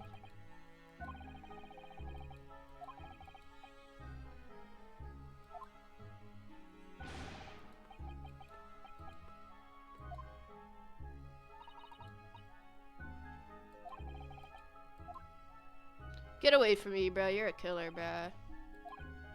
Oh? They've all seen that I didn't do that. Adidius? Oh my god. I suppose it is.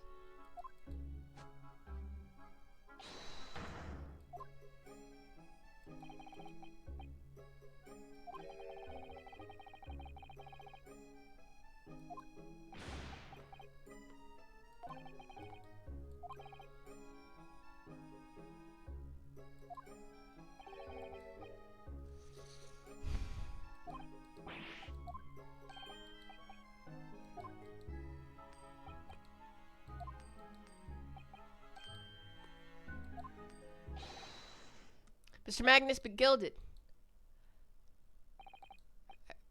Everything is ready. What?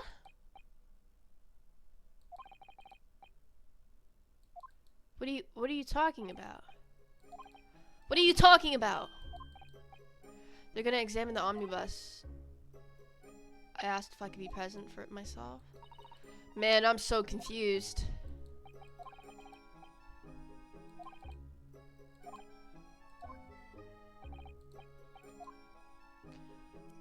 I don't trust you, man.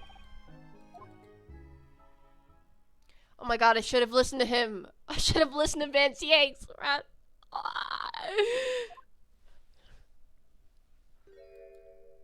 You know the truth, don't you?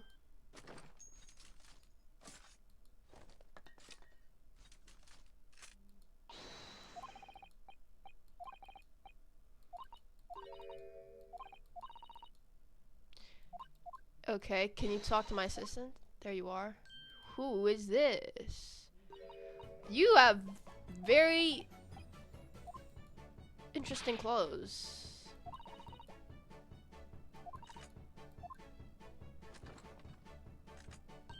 But am I in Arcane right now? What's with all these weird weapons?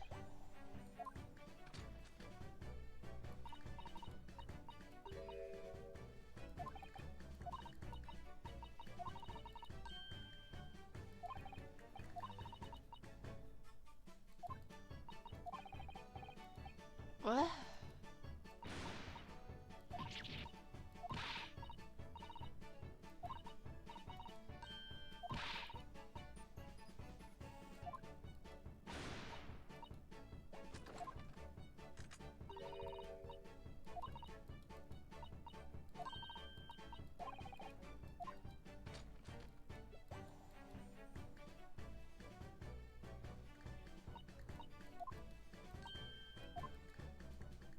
Okay.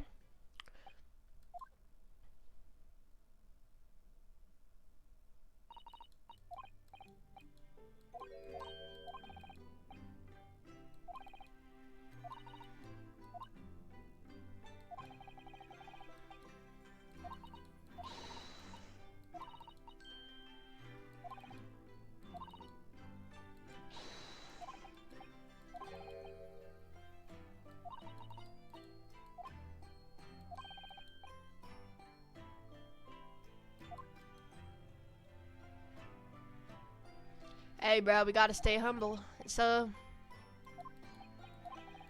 there were more trying times ahead.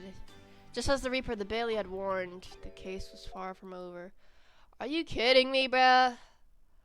Bro, that guy looks so evil, man, huh? And he's What the frick? Get the fire brigade! Water! Bring water, quick! Oh my! This is what happens when you don't listen to. No, sir. By the time I got here, it was already engulfed. No one was supposed to be allowed in here before we started investigating. That defendant did it! Who the freak is in there? No. Oh, good God. Open it, bro. There's someone in there. Who's in there? Who the frick is in there? This can't be. Who is in there? Bro, I'm sorry, Van Jakes. I'm sorry. I'm so sorry. I should have listened to him. Oh my god, bro.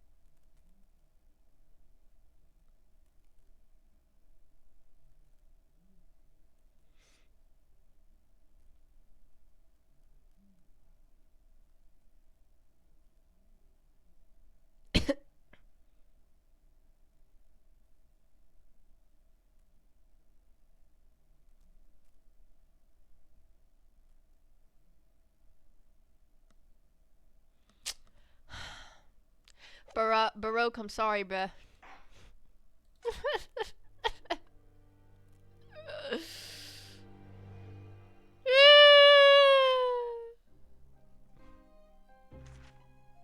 I begin to think, Wilson, said Sholmes, turning his head languidly in my direction, that there is more to this case than that which we have observed. Indeed, that there may be another part to the story that we are yet to discover. His eyes wandered, following the steam rising from his cup of herbal tea. Herbal tea. Leading him to the distant memory of that snowy evening. To the young lady collapsed on the pavement along Briar Road, and to the knife in her back. Lit in the soft glow of gas lamps, a most extraordinary scene had been set. And under the cover of a light fog, the curtain had risen silently on the insoluble mystery of our invisible killer. Invisible killer. Oh snap, we're back here again. Well, I guess I technically I did your test, man. Dude, frick. Who was killed? Somebody was locked in that thing, bruh.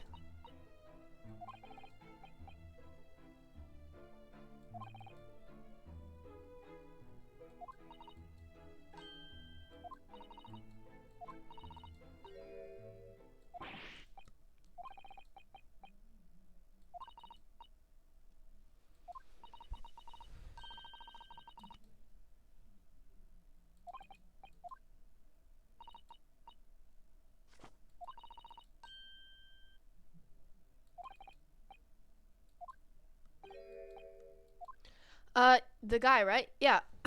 We beat your test, man. We beat Baroque, bruh.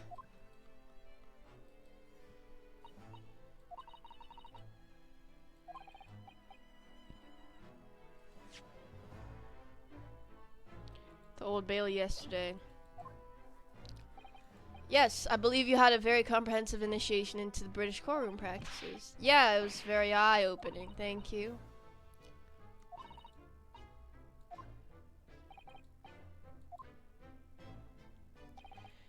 You conducted a remarkable defense. You may consider the test passed. No longer are you a student from the Empire State of Japan. You are... Okay, cool.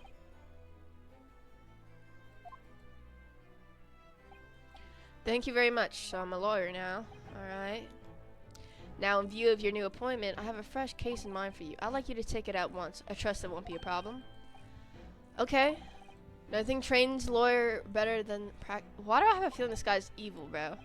Sure, I don't sense dissatisfaction, do I? No. Just yesterday's trial ended unusually. Haven't quite come. The man was cleared. Are you making me defend guilty people?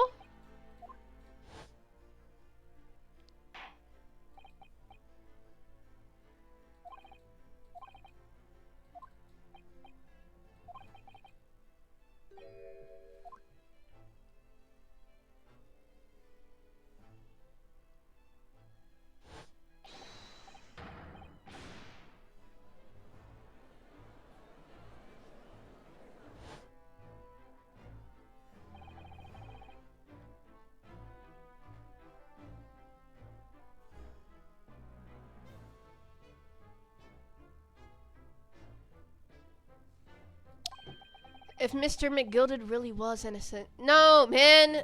Now I see it. That's so strange. She wouldn't know, bro.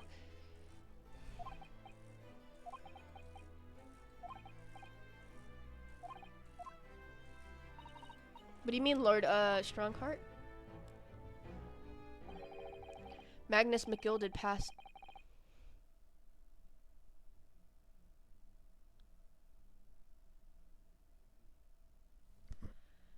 What?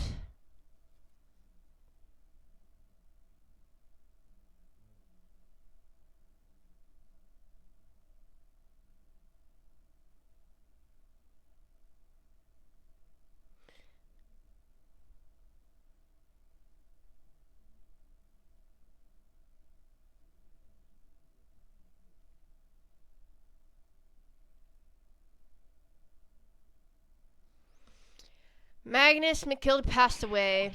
That's insane. He's dead. He was the one probably locked in that fire thing. I have 19 minutes and 41 seconds till my next time enough. Okay. What had happened? McGilded's death. I don't understand what happened. How can he be dead? After the trial, there was a great commotion. An omnibus had been wheeled in the courtroom. Yeah, and it caught fire. Precisely. Well, while the bailiff's attention was diverted by some other matter, the omnibus went up in flames. And he was locked in? That's being investigated as we speak, but already? Police have identified a corpse found inside. Aww. Jesus Christ. The man must have slipped inside whilst the... Yeah. Could that have happened? And who freaking set it on fire? This also be investigated. Mr. McGill did mention going back into the courtroom to look at the omnibus. Right, he did.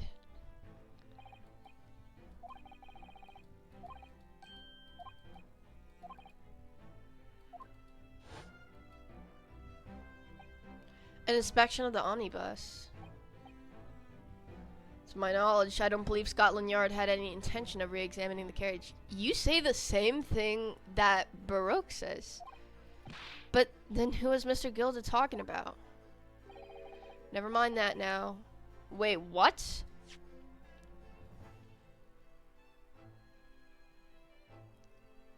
Inspection of the omnibus. Not to my knowledge, I don't believe Scotland Yard had any intention. What? This matter is no longer any concern of yours. Leave it to the police. Okay. What's the new case? I'm actually curious about this. Are we having Barack as the prosecution again? Don't tell me it's a murder and the trial starts in 10 minutes. Don't worry, it's nothing so alarming or quite so urgent as your last assignment. In fact, this case is completely different. I see. That is to say, no one has died. Oh, okay. Trial will not be today. There's plenty of time. Okay, cool. 23 hours, 43 minutes, and 19 seconds to be precise. Okay. Is everything alright? Oh, yeah. Just a little confused. Yesterday's trial was, well...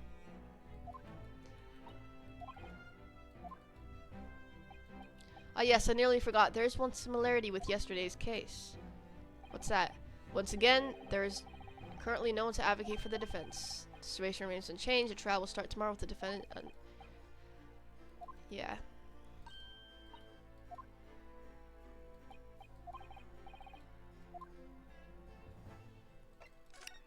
British court.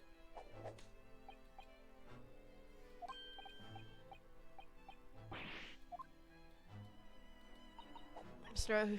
Hudo means that the whole experience was... Yeah.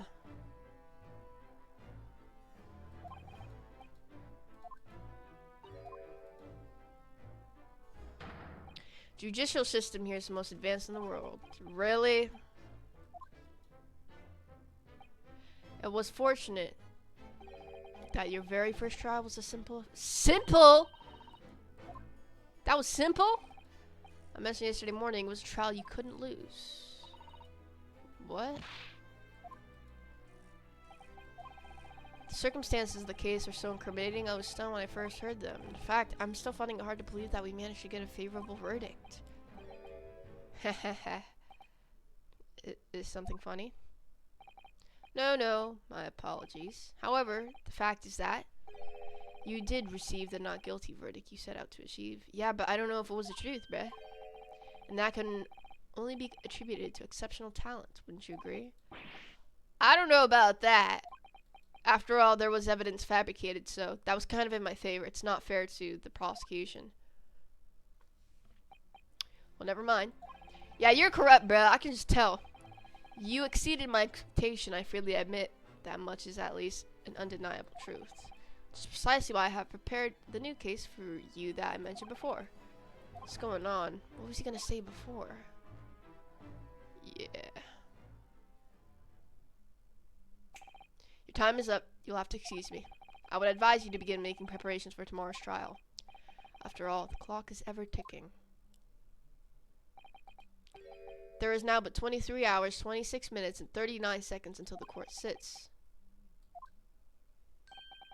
One more thing, Mr. Naruhodo. There is something I should like to ask you. Oh, what's that? Yesterday, you remarked upon something. That you intend to see all through the will of your late compatriot, Mr. Asogi. I'll be interested to hear what exactly you mean by that. Oh, I just want to... inside 34 seconds. Okay, Kazumi also used to say, you see, that he wanted to learn how the greatest justice system in the world works so he could change arts in Japan. Now that he's gone, I like to work toward that myself. And there's another thing. Another thing, continue. On the way here on the steamship, he said something to me. There's something very important that I have to do. Something very important? And what exactly? He never had a chance to tell me. I suppose he would have done if he could. You're out of time. Thank you for enlightening this. Okay. I urge you both to focus. Okay. Who's that? Taken the liberty of... He'll be... Okay. Man, I kind of miss Sherlock Holmes. Does he have fries in his hand? Potatoes? Or, I mean, chips, fish and chips. Yeah, I wish I knew, but he never told me. Better talk to that detective, right? Fish and chips, fish and chips.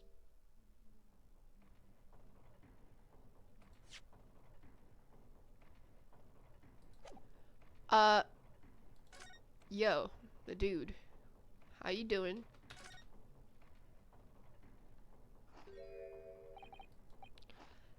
Could we trouble you? What do you think? Lovely weather, isn't it? So what I gotta do with anything? Your freaking receding jawline, that's... Listen to me, you young Japanese upstart. Some frippery about the weather doesn't get... Okay. I'm a busy man.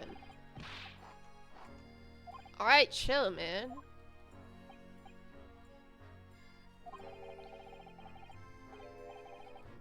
Who's that? Oh, because of some pumpkin. Alright, man! Bro, everyone hates us, man.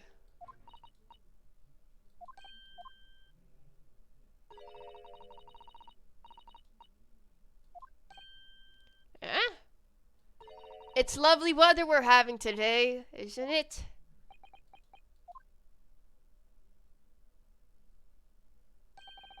It's an unseasonably fine, I grant you, bruh. So I am. Lord Strongheart has asked me to fill you in on the case. Name's Tobias Gregson. Inspector Gregson to you. Gregson, okay. Does she know him?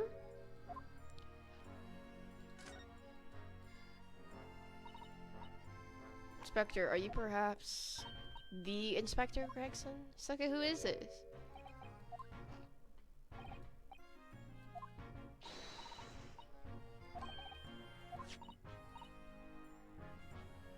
He features prominently in the adventure of Sherlock Holmes.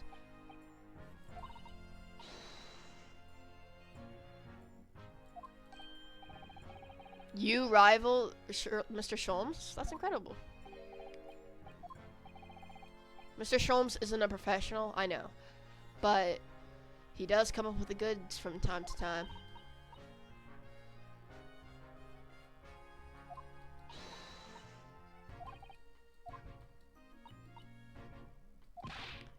Yeah, that he is not, and thanks to that magazine, my name's known all over London town now. It's great, isn't it? To admit that I was a little, well, flattered by all the attention. No, it's not. There's nothing more sinister than the man on the street. Yeah. Rumors? Are you quite sure?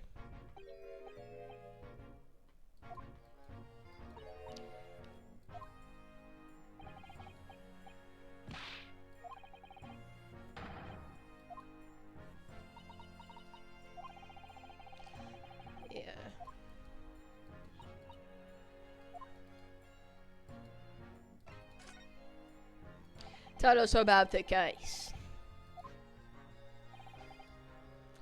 Nothing to tell, really. As far as we're concerned, at the yard, it couldn't be simpler.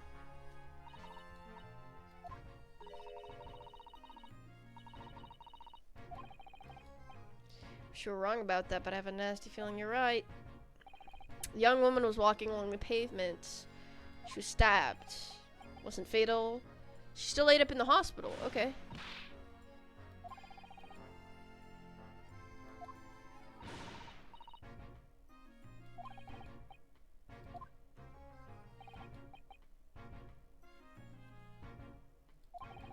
Barely had time for a cup of tea after the incident took place, to be honest. So there must have been something left at the scene.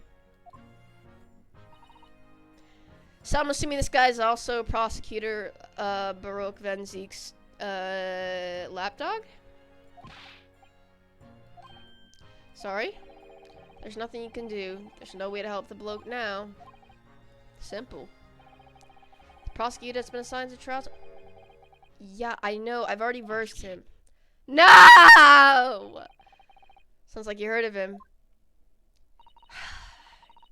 Yeah, we are very familiar with Lord Van Zieks. Believed to be the harbinger of death itself.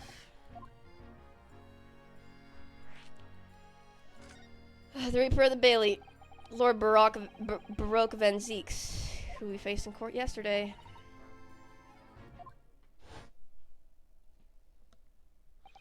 When Van Ziek stands for the prosecution, they call the accused to sacrificial lambs. Okay. And in every single trial in which he's been the prosecutor, the accused has been damned. Yeah, maybe it should have stayed that way considering I defended a killer. The Reaper of the Bailey nickname. I suppose he's earned that because every defendant he advocates against is found guilty. Is that it?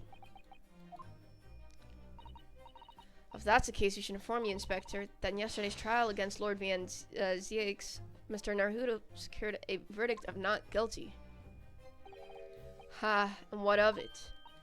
Well, I think that means even against the Reaper of the Bailey, it's not impossible to save the defendant. No, you really don't have a clue, do you? What do you mean? What happened to that bloke in the end, eh? He's dead. Are you suggesting he's a killer? Magnus McGill came a cropper in that omnibus when it went up in flames. He was kind of looking kind of strange. He wasn't surprised at all. So you can't rightly say you saved the defendant, can you? What are you saying? Look, if Van Zieks could get the dirt to stick on everyone, he'd be a miracle worker. That's not how it goes. He doesn't work miracles. He works magic. Black magic. What? I'd have a good long think about that if I were you. Are we really supposed to believe that?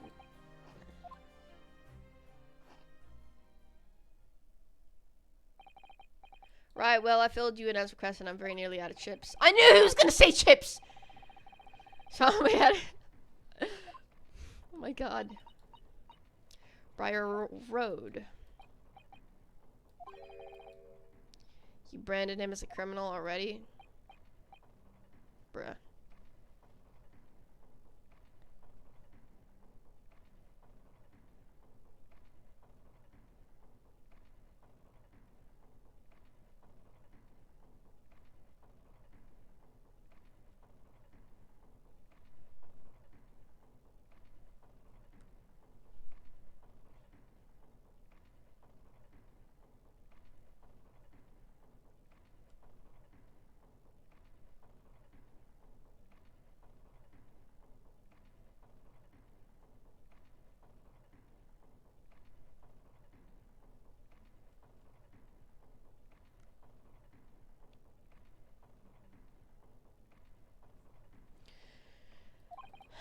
He's at mate 53.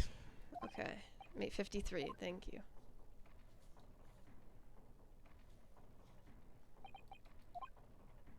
So there's no helping anyone against the Reaper of the Bailey, they say. Well, that's a little weird. Black magic. The idea of facing the Reaper in court again is... Well, if you think it's too much for you, there's no... Are you scared? The man they've arrested is innocent.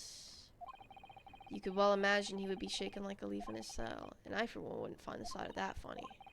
If I'm honest, I'm still reeling from the shock of yesterday's events. I'm really not sure if I'll be able to help this man, whoever he is, but I'd like to try. And I'm thinking about making some inquiries. Will you help?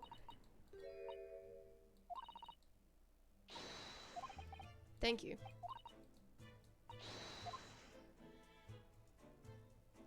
Alright, M8 53, let's go to Briar Road. This place is nice!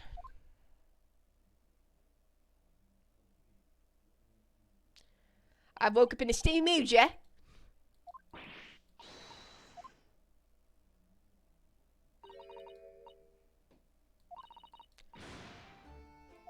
They're investigating, eh?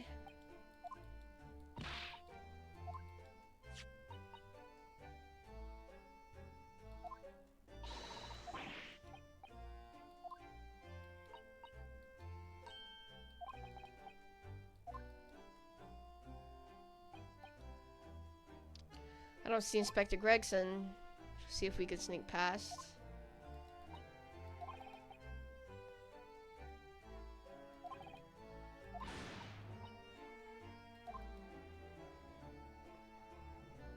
I've just woke up in a steamy mood, yeah? I freaking... I love the British.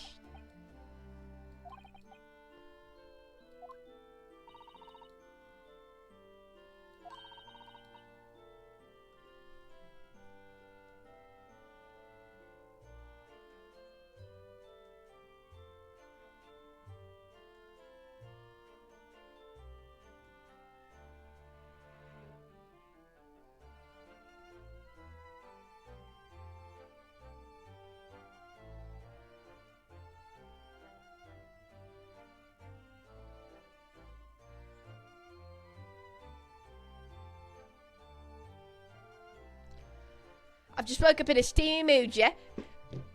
Alright, guys. I'm gonna end the stream for now. I'll be back later. Actually, why? Question. What is with these people and best viewers? Get the frick out of here, man. You know what, bro? Let me at least get to the trial of this case, and then we'll get off.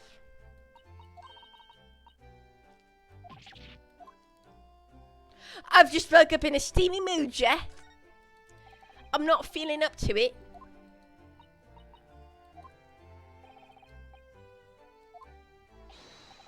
Oi, what are you foreigners doing here? Oh my god. Oh, we're just investigating, conspiring with that mustache fella from Japan, are you?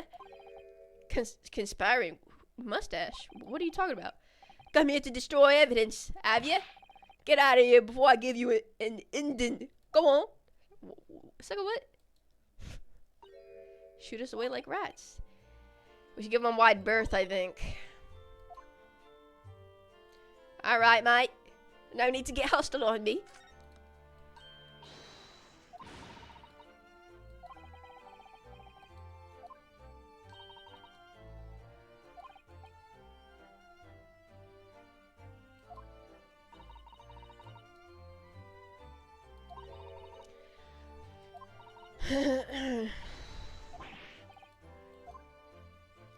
Jesus, mate. Well, if we can't investigate, I really don't know what to do.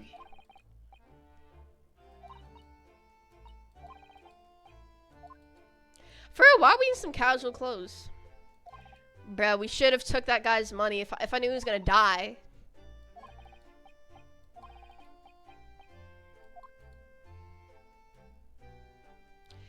I've just woke up in a steamy mood, yeah?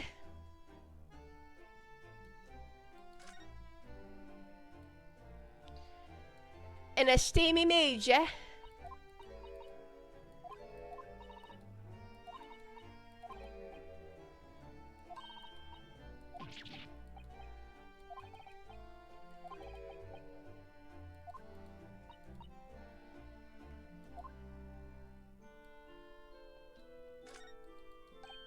Why is that bricked up? Pause. Phil! Ah. Oh my god. Something's wrong with me. Okay.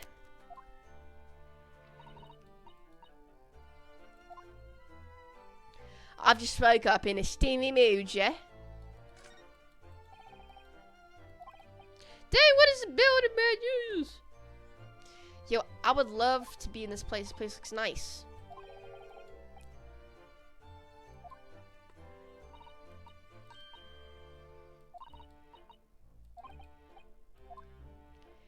Alright, mate. Piles of snow.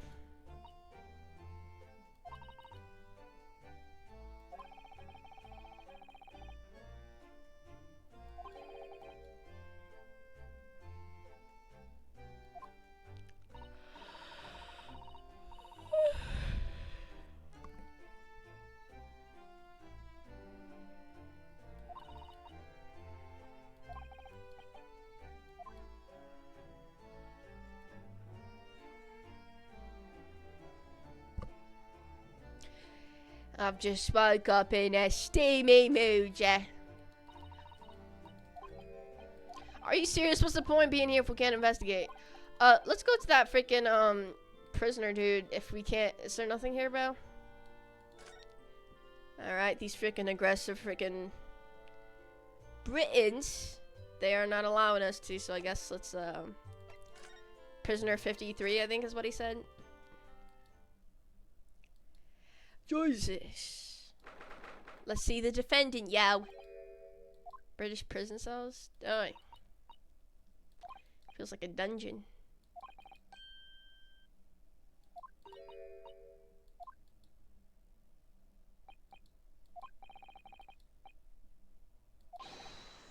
Inmate 53, your legal representative is here to see you.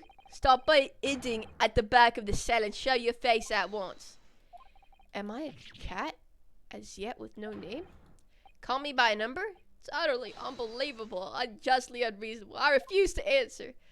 Homeboy, come on, bro. We're here to represent you, man. No idea, but I wasn't just hearing things, was I? Bro, just come on out, bro. The tirade of complaints was in Japanese. Ah, he's Japanese, man. Hello, mate. What the frick is wrong with your eyebrows? This guy's crazy. They're all around, hiding. I know they are. They're watching, listening, even now. I can sense it. Oh man, you. Right. Okay, bro. Curse you. The freaking. Bro, Barack. It's Barack, bro. I mean, Baroque. He got to him. Prisoner son, are you Japanese by any chance? Right, you are, right? This is. Alright, cool.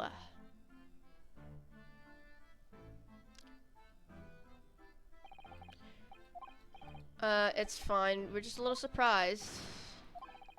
It's been 12 long months since I left my hometown, and here I am. Hearing the sweet sentimental tones of a compatriot's voice was a most monumentally moving moment. Alright. Turned out to be a fellow Japanese. Compassion my fellow countrymen showed to dispatch first-class lawyer all the way from Japan. Okay. And enough with the slurs here, man. Can we know your name, Brett? Jesus, man. This guy's freaking energetic as frick, mate. Rinosuke Naruhodo. I am a visiting student. Yeah, but Natsume. Soseski Natsume. Okay. Alright. Sosuke Natsume, son, what an unusual name. Sosuke. Poet of haiku. Okay. A nom de plume? You mean an Elias?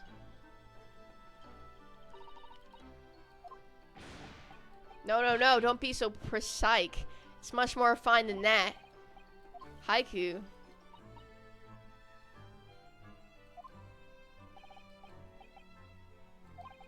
First I had to suffer that misery, now this. It's beyond the pale. No, I mean, I had an interest in Great Britain for some years, of course. But just because the government tells you to do something doesn't mean you can do it. No. The frick are you talking about? If they told me to study English literature that I could have understood, that's my field. But no, they told me to study the English language. Bro. But if you... Okay.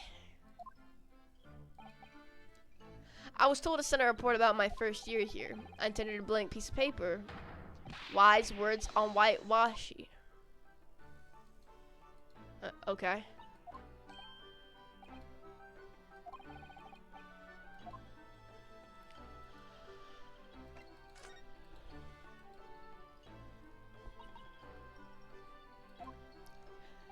I didn't do it. What? Murder? Nobody's been murdered.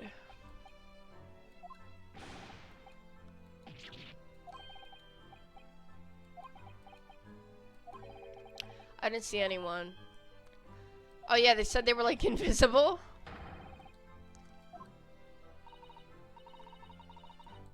How's someone invisible, man?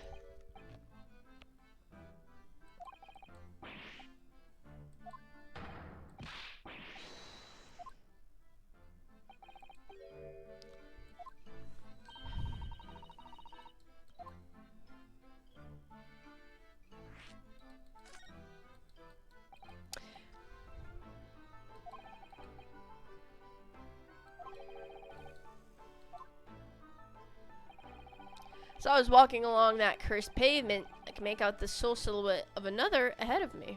Interesting. A woman wearing a green overcoat she was, just as I went to overtake her. What?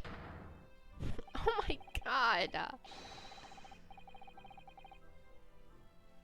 Jesus, mate. Always me, mate. Oh my god, mate. How terrible. Called out someone, but she didn't move. It was like a... Oh my god.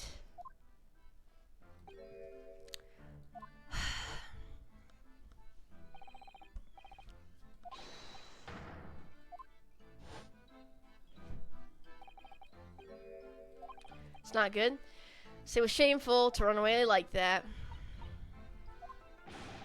Don't be ridiculous. Do you think I know any of these fair-haired English and a young woman at that? I'm different, shy, timid. Okay. Time it happened. Who else did you see nearby? Did anybody pass you? Regrettably. Bruh.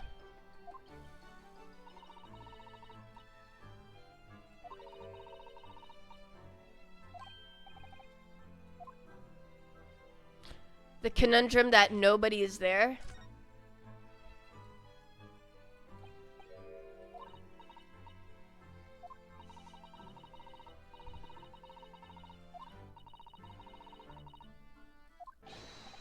Yeah, so who witnessed you?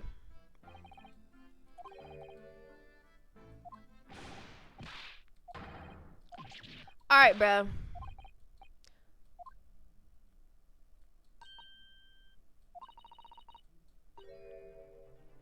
That's what I was saying too.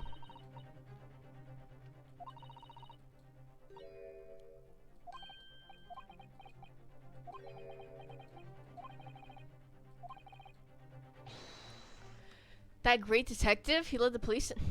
Wait, Sherlock. Oh my god, Herlock Sholmes, I mean. Yeah, I know him. I know that moron. Herlock Sholmes. I knew it. Oh my god.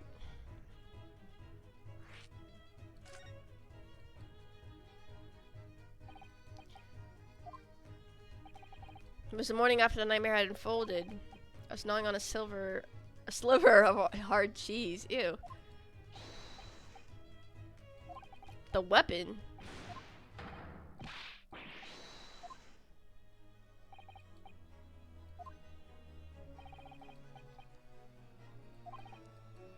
That Herlock Sholmes. I mean, he was saying Airlock Sholmes. I've since found out that he's a famous name in detection here in London. Great detective is really very well known. Yeah, I know. He's usually wrong. Don't worry.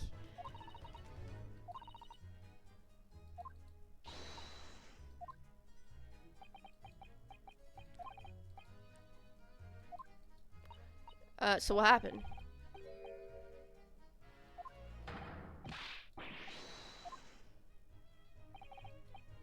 We are in England. You can't blame them for questioning you in English.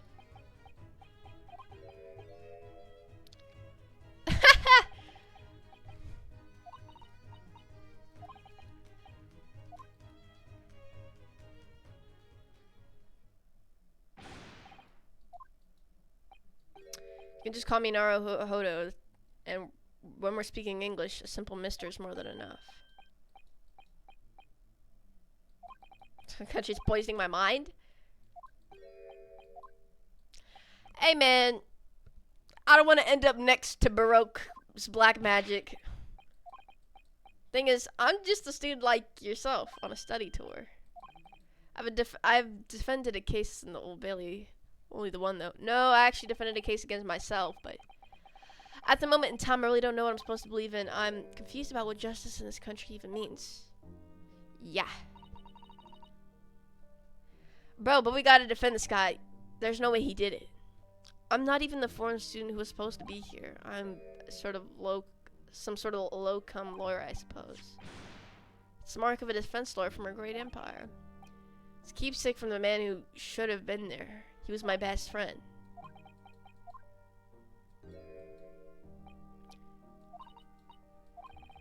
The lawyers are the British defense lawyers. They won't defend me. Why? For the same... There was only the victim and myself around. I'm not a fool. I know it looks as though I must be the culprit. Anyway, I'm a student from overseas. I'm just a foreign nobody to them. Heard them openly laughing about me before my earshot without any compunction at all. Dang. Of course the foreigner did it? Bro, these suckers is racist.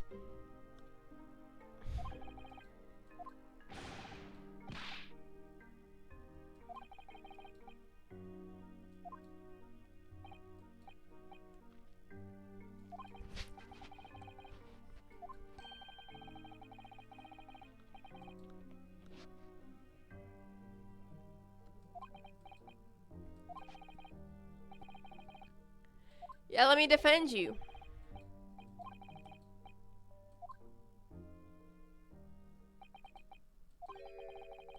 Give me a little time, please.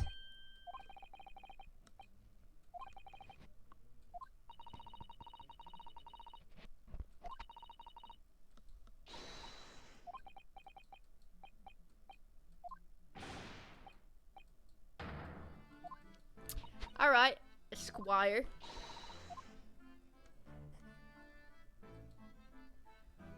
I forgot what we were supposed to do, yeah. Can we investigate now? I'm sure Herlock Sholmes is here. Somewhere. Or this guy, never mind. Can you, what's the Japanese delegation doing here?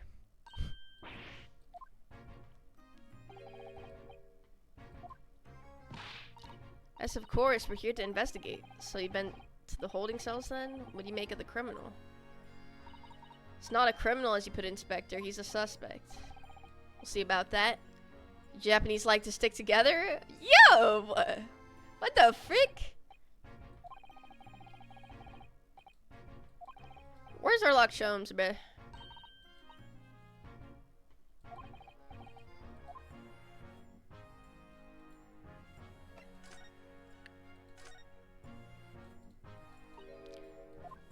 Scotland Yard. Ever since I read about...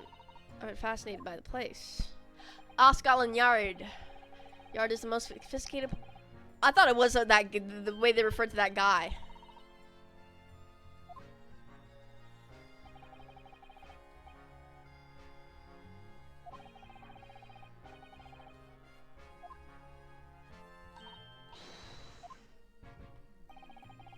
Being a London Bobby is hard going, I can tell you. Oh, really? First thing in the morning, you know what he does? Goes around and rouses all the laborers on his beat. He wakes people up. Yep, raps on their windows with a long pole. Did it myself going back a bit. The frick?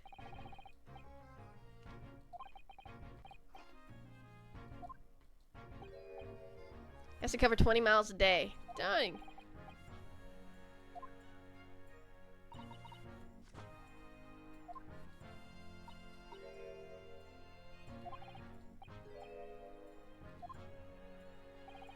It gets dark, of course. He has the important job of lighting all the gas street lamps, bruh. Jesus. I suppose in between all those duties, Bobbies are expected to investigate cases as well. Dang.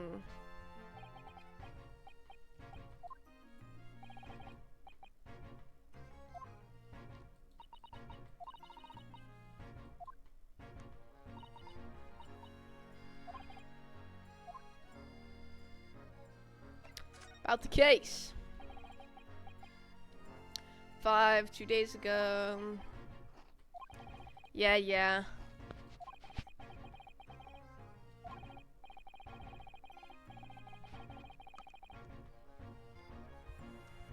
What?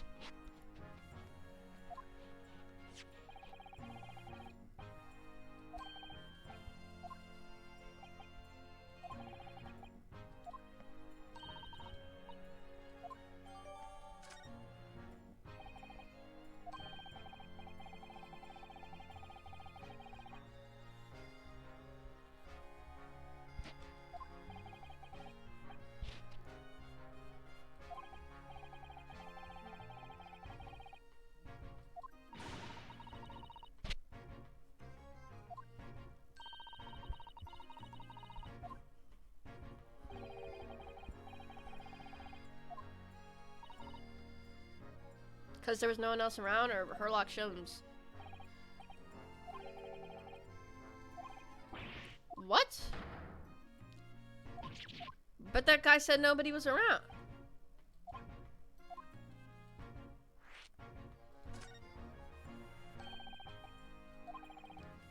Phil and his wife?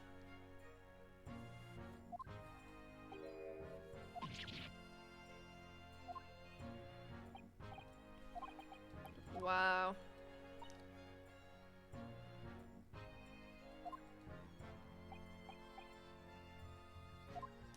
Oh snap, he's a Bobby, yo.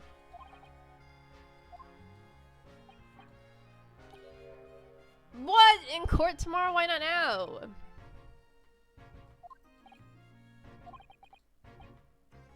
Bruh.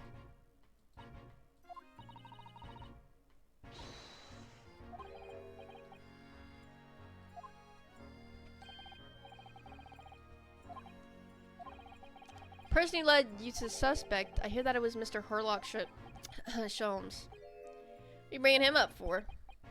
Well, his deductions are usually wrong, that's why.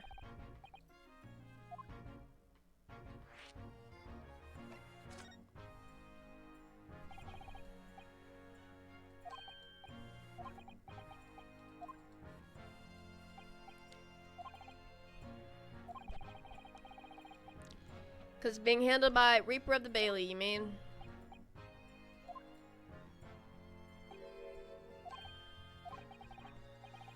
The Reaper, he hasn't appeared in court once for a good few years now. Yeah, we heard about that. The only people he usually bothers with are the real scum, the master criminal, the violent ones. Master criminal. So he must think this guy... He must think that this guy... The defendant is master criminal. That's right. He handpicks his victims, only deals. Just my point, sunshine. Yes, the young woman was stabbed, but it didn't kill her. I'd be expecting the Reaper to want to sink his teeth into, for want of a better phrase. It's not exactly a minor infraction, is it? For some reason, he's taken an interest. Weird. You think I can tell what's going on inside the head of the Lord of Darkness? You have to ask him yourself. I'm not gonna ask that guy anything. Now let's talk about Mr. Sholmes. Who did you hear that name from? Bro, I know you guys are like enemies, but come on, bro. He said that Mr. Sholmes was with the police when they entered his lodging. Yeah, fiddle faddle. It's like a what? The man's an amateur. I know, but come on, bro.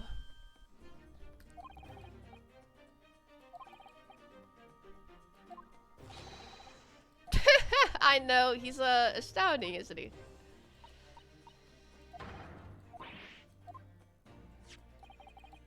Seen this before?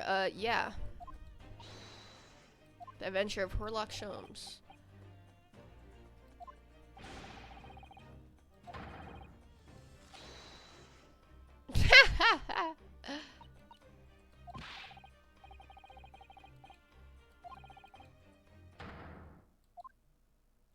But he's just a little goofy, man.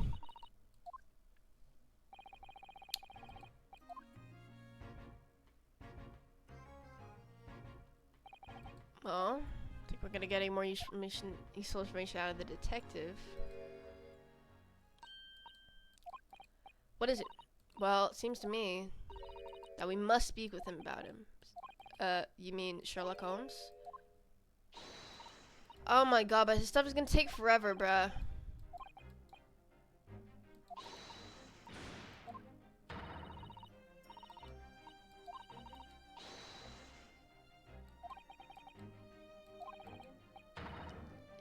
How the frick do you know? It's in the stories? Bruh. Alright, let's go visit him then.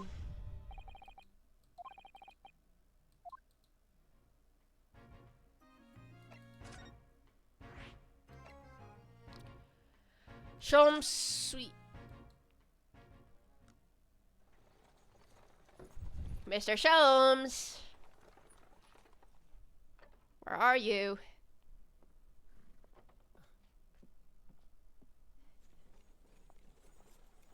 Thank you very much. It's just up there overlooking the street. Good day. Thanks again. Alright. Stop with the thinking. Let's go, let's... This is it. The residence of Mr. Herlock. Oh my god, he's not that interesting, bro. Sasasto. Jesus.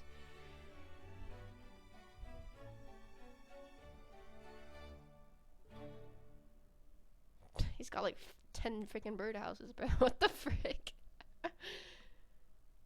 Of course, this place is a freaking mess, yo.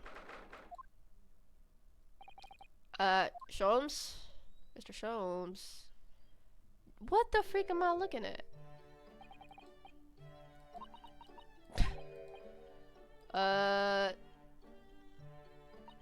Many famous.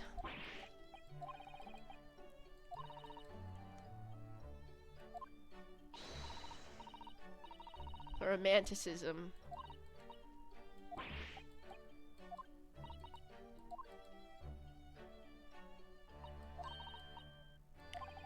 Okay, she's obsessed.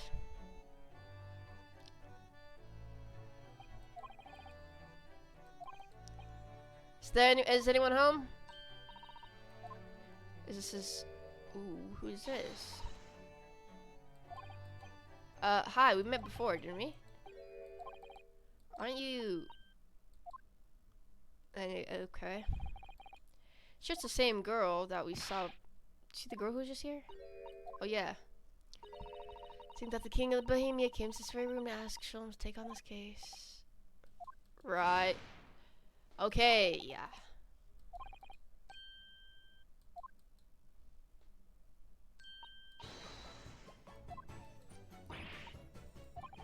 Who is this chick? How old are you, bruh?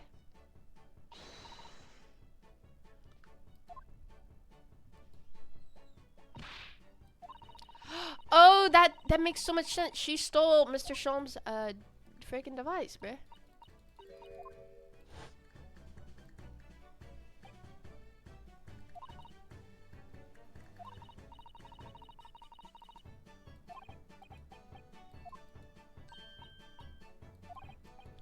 Thank you. Is he supposed to look that color?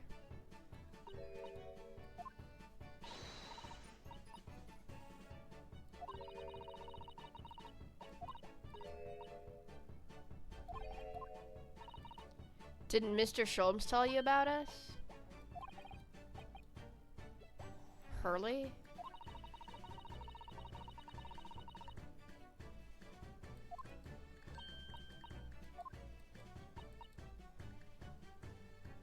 Is his name Hurley?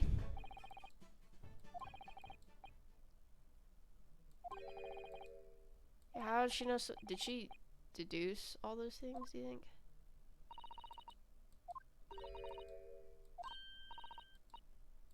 Yeah, you really haven't. Who are you?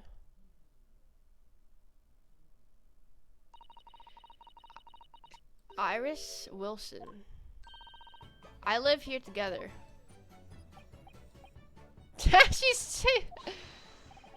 What's the matter?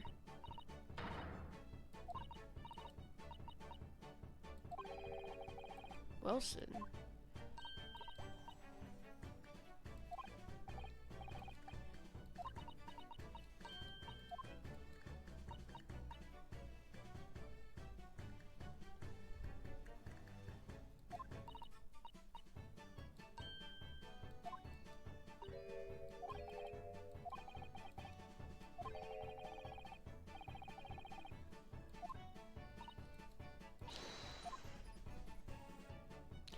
First of all, let me go to freaking Corrick and let me go to freaking people, yeah. We probably have a lot, or not, okay. We'll see how old. She's 10 years old. Okay. How old is this guy? 52! What the frick?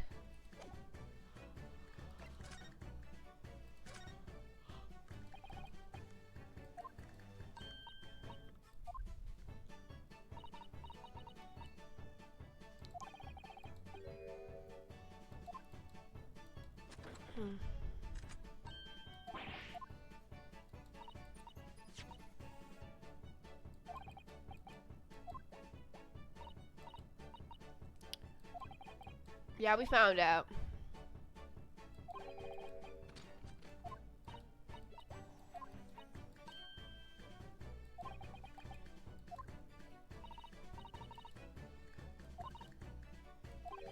Technician? Who's your tech? Is that Sholmes? Yeah.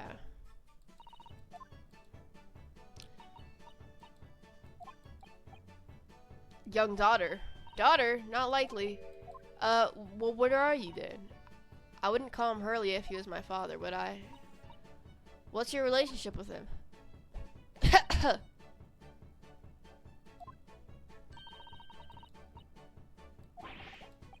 Your roommates? You're 10 years old. How old are you?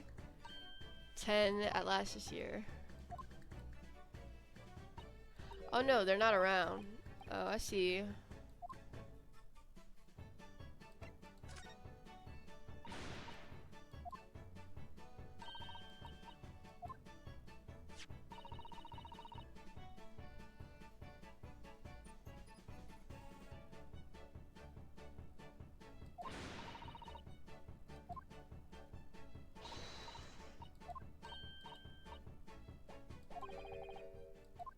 Your stories? That's right, Hurley is always solving them. He tells me about them. And yeah, then you write them.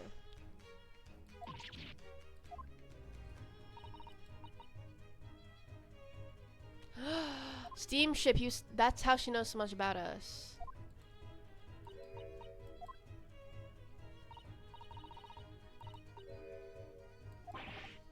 Oh my god, bruh.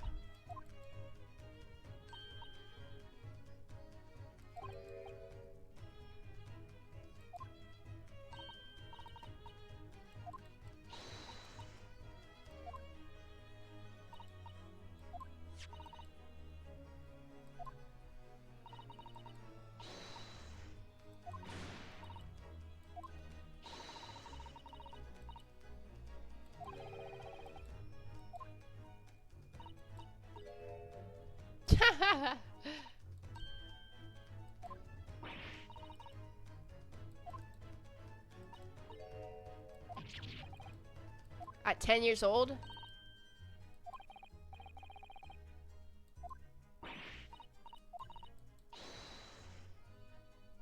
Dr. Wilson is an English gentleman.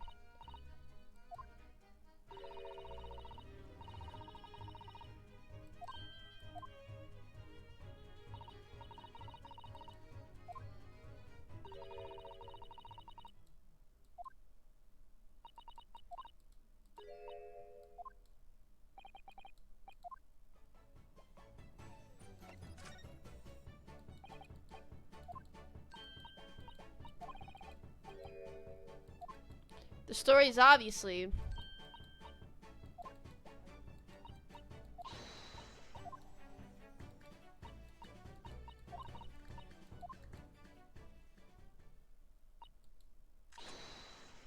Oh, here we go, bruh. First of all, I knew already that you were a lawyer, Runo. Oh my god, bruh.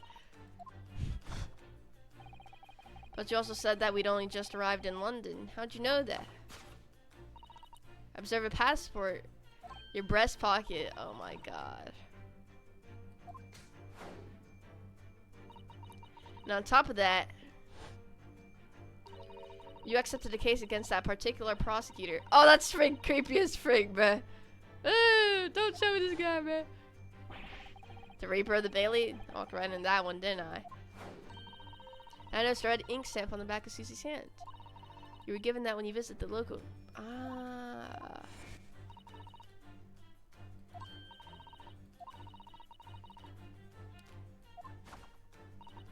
So that told me that. Dang.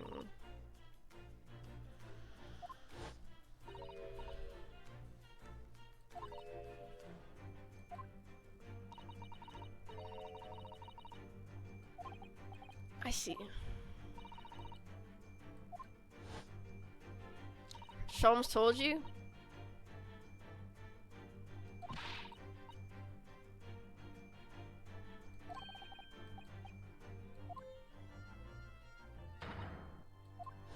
Mr. Natsume. Naruno has that fancy Japanese sword. And I think your outfit is called a kimono, isn't it?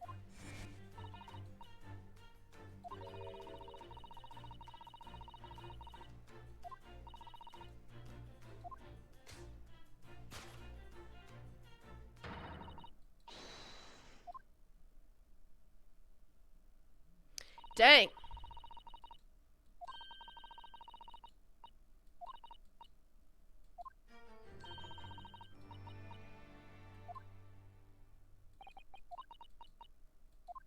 Alright, where is he? Yeah, they were spot on, unlike your roommate.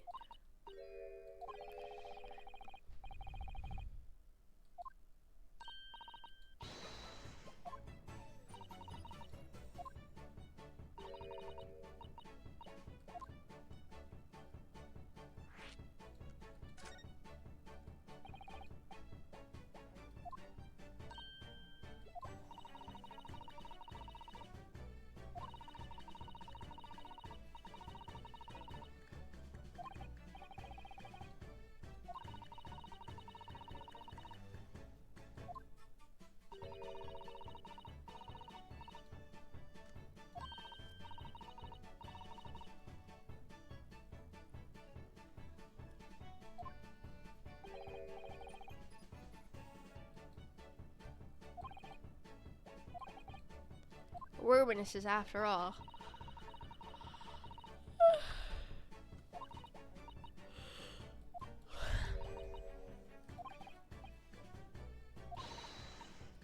No, he's not.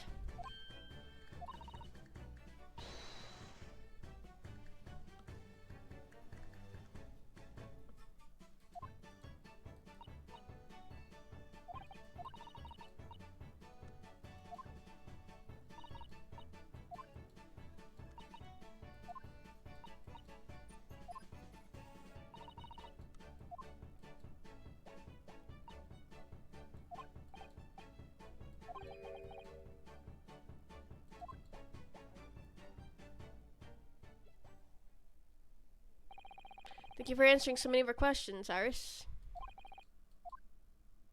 Alright. Oh, you're most welcome.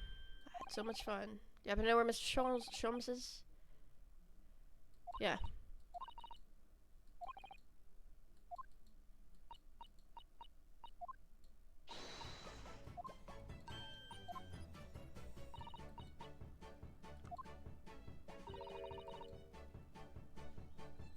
Yeah, I did.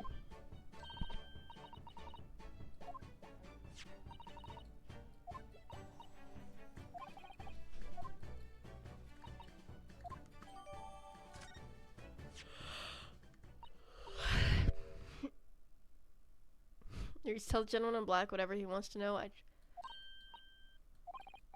Well, what the heck? Okay.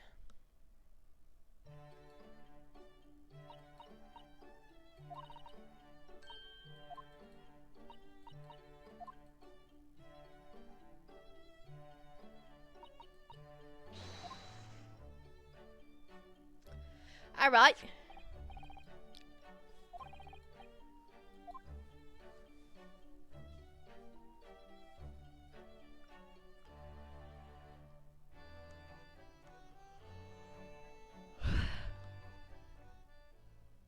Guys, I can make a perfect circle here, bro. Hold on. Yeah, I'm so freaking weird, bro. Freak is wrong with me, dude. You know what, bro? I'm about to get off, bro. Wait, did that say? Oh, wait. Oh my god, I hate them making us investigate so much.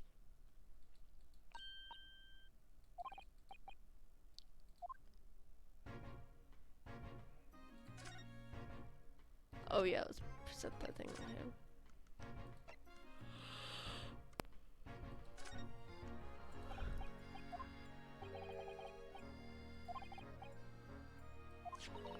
We have this for you.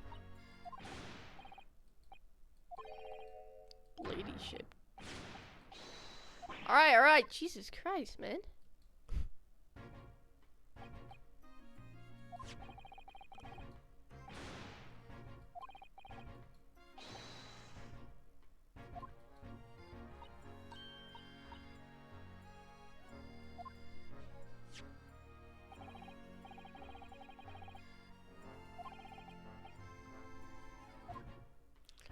It's like a what?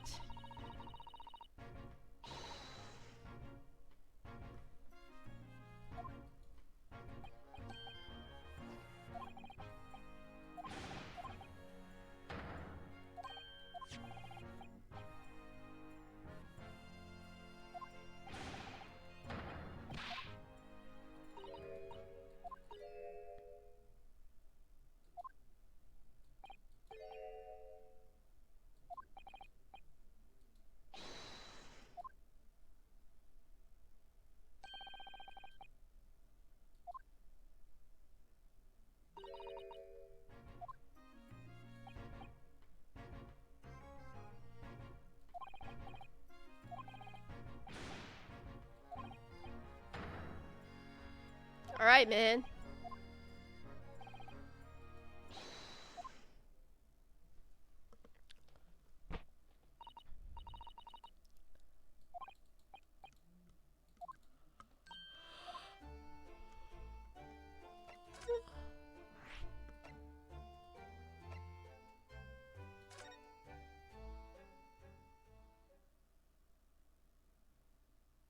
What the frick?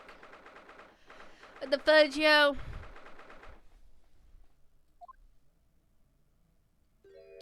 Oh, alright.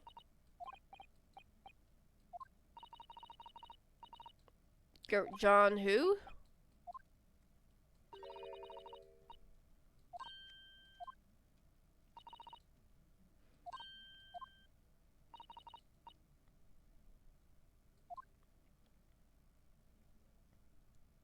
I don't remember who that is. English maid.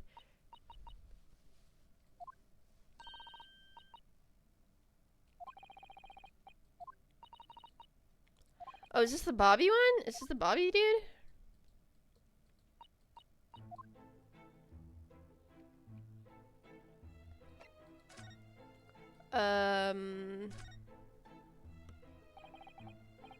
Good at you.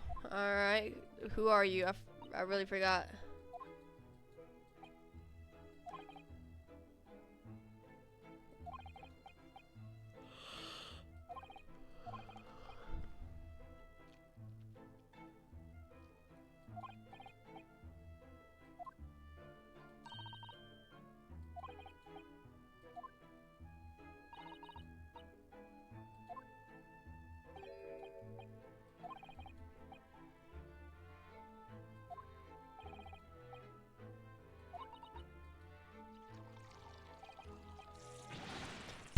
Bro, what the frick?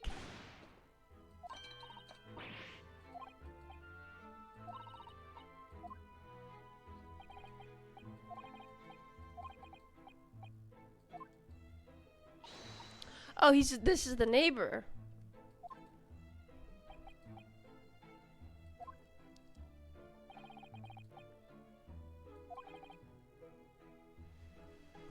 Okay. Is that why Baroque wants to take it? Yeah, I know. Herlock Sholmes.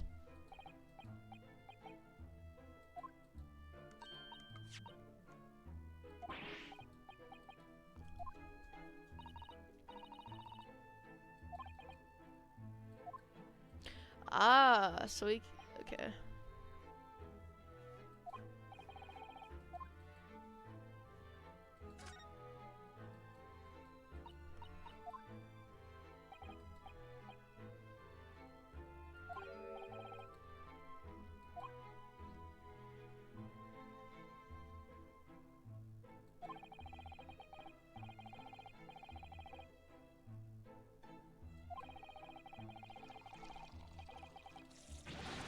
Bro, you get a freaking new maid, bruh.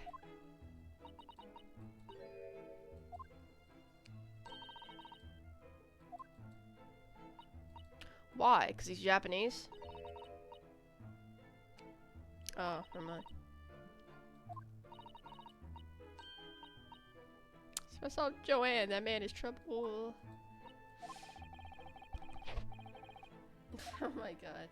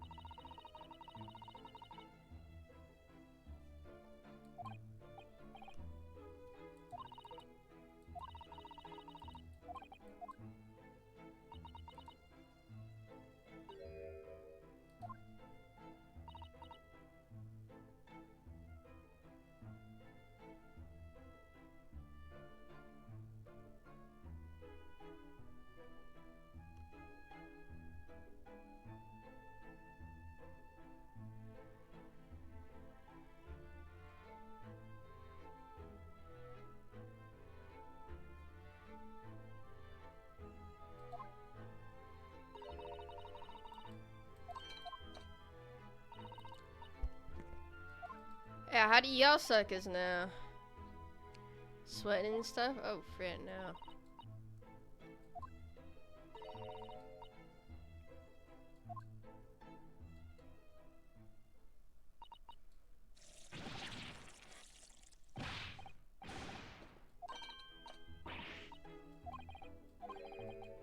Yeah, these people are suspicious as frick, bruh.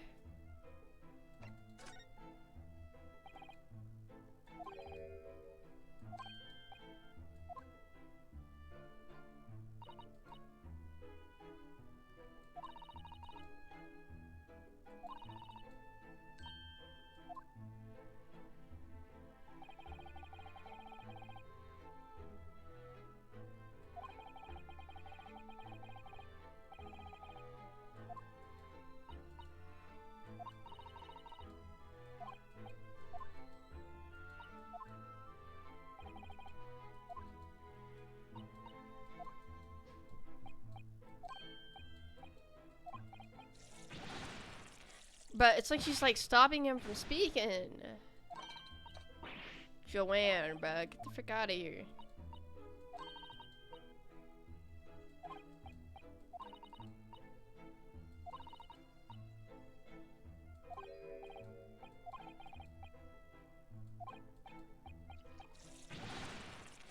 Dude, this chick, bruh, she's abusing. She's abusing him, bruh.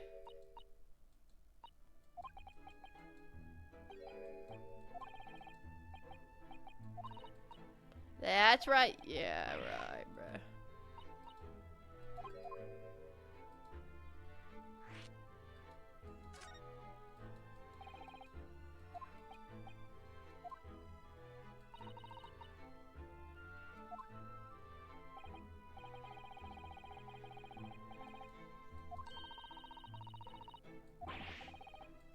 Split in line.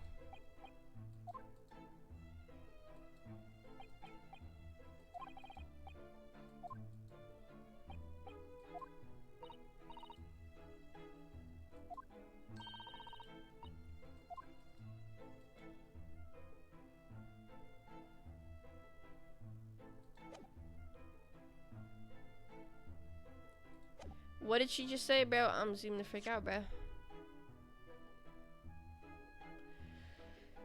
Yeah, where's Mr. Sholmes, though? That's the question. New location. Mr. Natsumi's room. Where supposedly Mr. Sholmes is. Oh, this little cat. What the fudge? Look at this freaking place. Mew! Mew!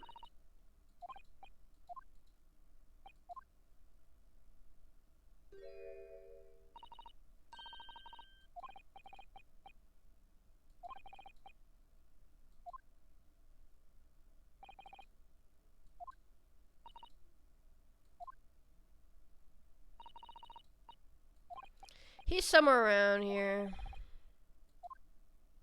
I know he is. I thought I just saw him. Yeah, let's go over here. He's probably... Where is he? I know he's got to be here somewhere, bro.